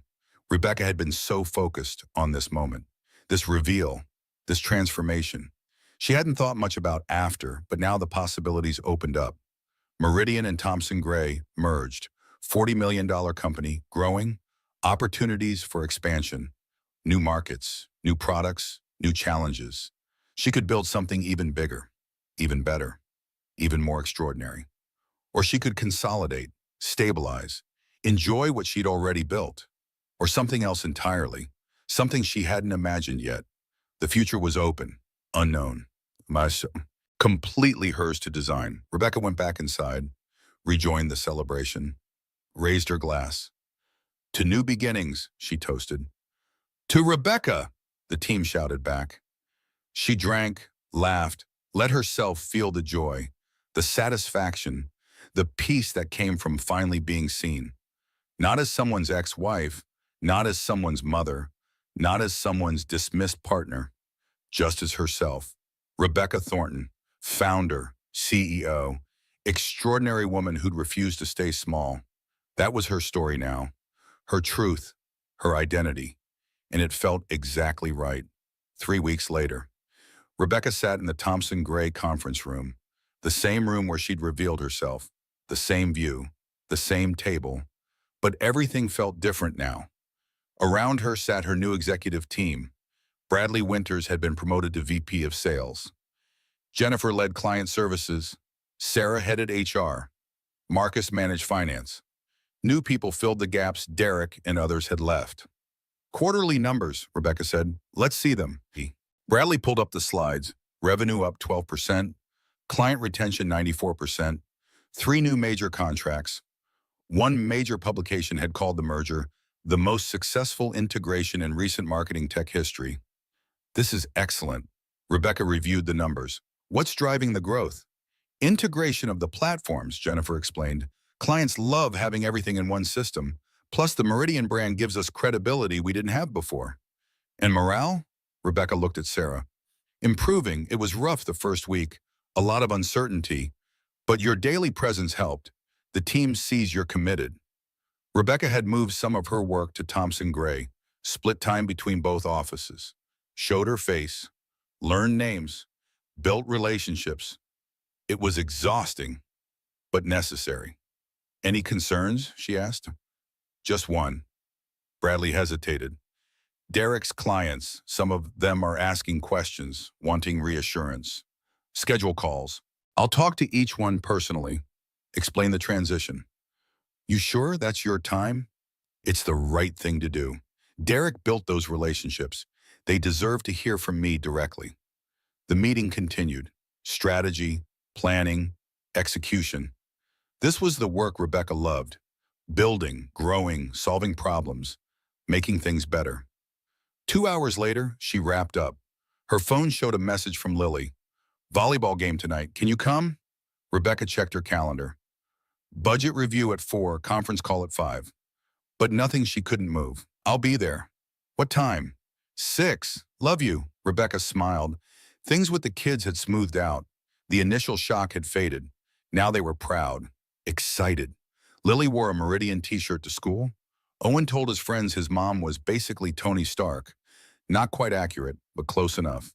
She drove back to Meridian, spent the afternoon on calls, budget approvals, client check-ins, normal CEO work. The kind of work she could do in her sleep now. 5:30, Rebecca changed in her office. Jeans and a sweater, Meridian jacket, comfortable, casual, mom uniform. She drove to Hillcrest Academy, the same school where she'd overheard Derek 3 weeks ago. The same hallway, the same trophy cases. Everything looked the same, but Rebecca felt completely different, confident, visible, The gym was packed, parents in the bleachers, students cheering. Rebecca found a seat, scanned the court. There, Lily, number 12, setting up for serve. Rebecca, a voice beside her. She turned. Vivian Monroe. Rebecca hadn't seen Vivian since before the reveal, hadn't spoken to her, hadn't thought much about her honestly. Vivian, hi. Can I sit? Rebecca gestured to the empty space. Vivian sat. They watched the game in silence for a moment. I broke up with Derek, Vivian said finally. I heard. It wasn't about the money or the status or any of that. No, it was about realizing he'd completely missed who you were for 7 years. If he could be that blind about you, he could be that blind about me. Rebecca looked at her, really looked. Vivian wasn't wearing makeup, hair in a ponytail, regular clothes, not the designer outfits she'd worn before. That's wise, Rebecca said. I wanted to tell you. I'm sorry for the things I said about you, the assumptions I made. You didn't know me. No, but I listened to Derek's version. Never questioned it. That's on me. They watched Lily serve. Ace, the crowd cheered. She's good, Vivian said. You must be proud. I am. Derek talks about you differently now, with respect, sometimes with regret. How is he? Job hunting, getting interviews. He'll land somewhere good. He always does. Vivian stood. I just wanted to say that. And congratulations. What you built. It's extraordinary. Thank you. Vivian left. Rebecca watched her go, felt something close to pity. Vivian had been part of Derek's story, part of his comfortable illusion. Now that illusion was gone and Vivian was rebuilding too. Everyone was rebuilding. The game continued. Lily played brilliantly. Her team won in straight sets. After, Rebecca met her at the gym entrance. You were amazing, Rebecca hugged her daughter. Did you see that last spike? It was perfect. I saw. You're incredible.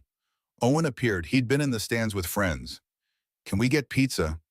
Absolutely. They went to the place the kids liked, crowded, noisy, normal. Rebecca ordered. They found a booth. Dad got an interview, Lily said. Some company in Austin. That's good. Would you be glad if he moved? Rebecca thought about it honestly. No, I'd be happy for him. New start, clean slate. He's different now. Quieter, thinking more. That's probably healthy. They ate pizza, talked about school, friends, normal things, but different somehow, easier. The secrets were gone. Everyone knew the truth. Rebecca's phone buzzed. Text from Richard. Board approved the expansion. We're opening offices in London and Singapore. She typed back, excellent. When do we start? Planning next month. You'll need to travel. Oh, Rebecca looked at her kids. How would you feel about spending Christmas in London? Are you serious? Lily's eyes went wide. I have to go there for work. Thought you might want to come. Yes, absolutely yes. Owen nodded enthusiastically. Can we see Big Ben? We can see everything. They finished dinner. Rebecca drove them back to Derek's house. Her old house, the lights were on inside. Derek's car in the driveway. Tell your dad I said hi, Rebecca said. Do you want to come in? Lily asked. Like to talk or whatever? Rebecca considered, then shook her head. Not tonight, but maybe soon. We should figure out how to co-parent better now that everything's changed. He'd like that. He said so. Interesting. Maybe Derek was growing. Maybe the shock had forced him to see things differently. Maybe losing everything he'd taken for granted had taught him something. Rebecca hoped so, for the kids' sake if nothing else. She drove home. The penthouse, her real home, the place everyone knew about now. The apartment felt different with the secret gone. Not better exactly, not worse, just different, more authentic, more hers.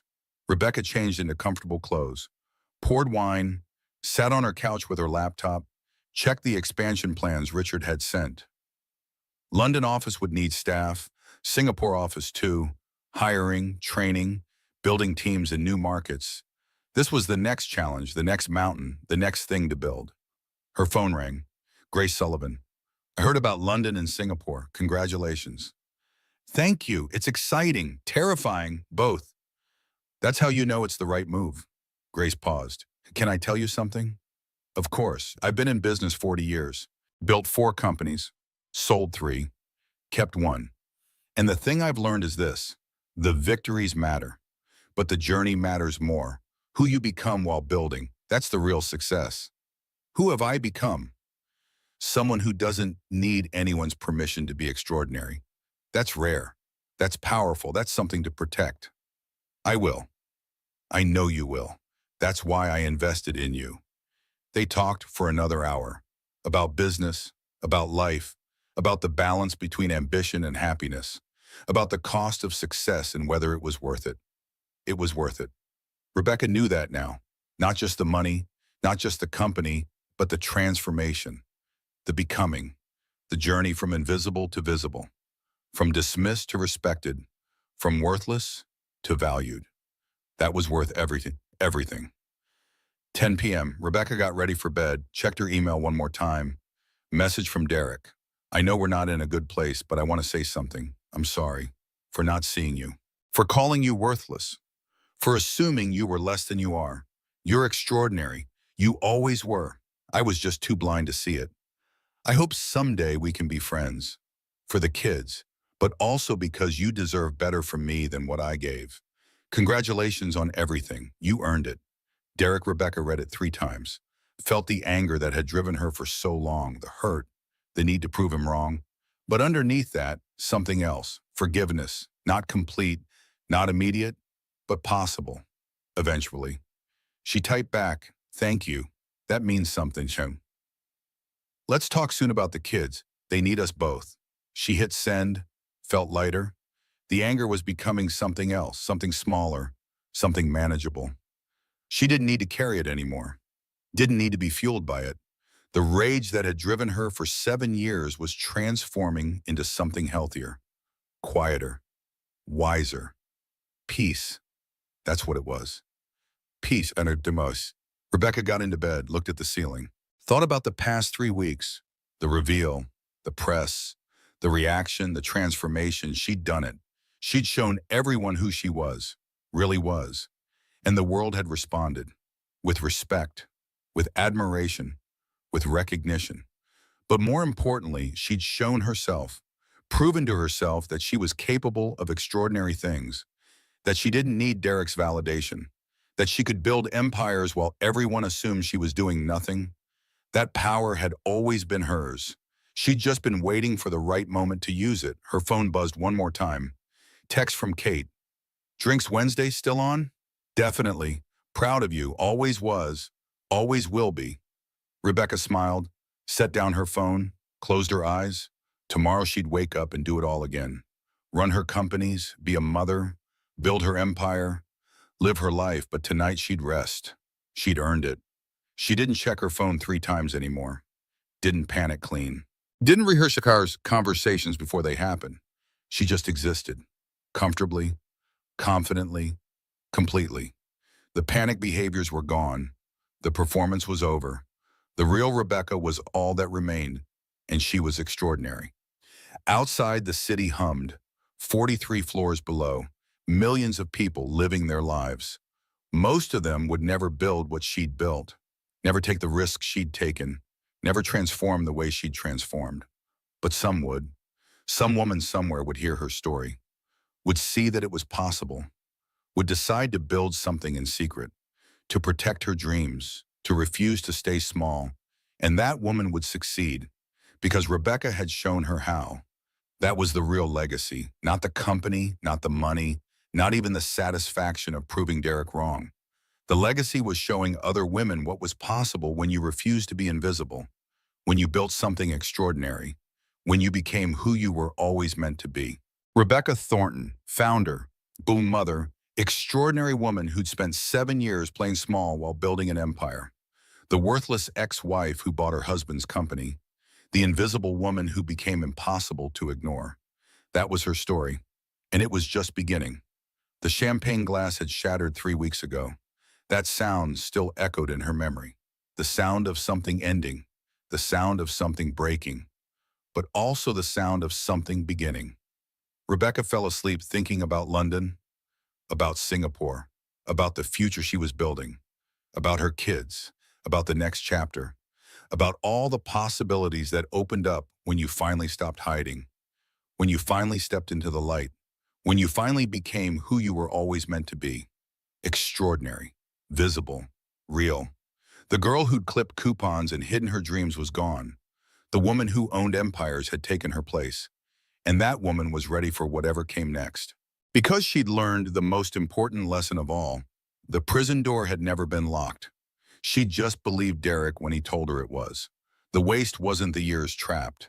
The waste would have been never turning the handle, But she'd turned it, walked through, found herself on the other side, free, powerful, extraordinary, and she was never going back. Rebecca didn't just prove her ex-husband wrong, she redefined what's possible when you refuse to stay small. If this story resonated with you, if you've ever felt invisible or underestimated, hit that like button. You're not alone. Share this with someone who needs to hear that extraordinary things are possible, even when no one's watching you build them. Drop a comment telling me, what would you build in secret if you could?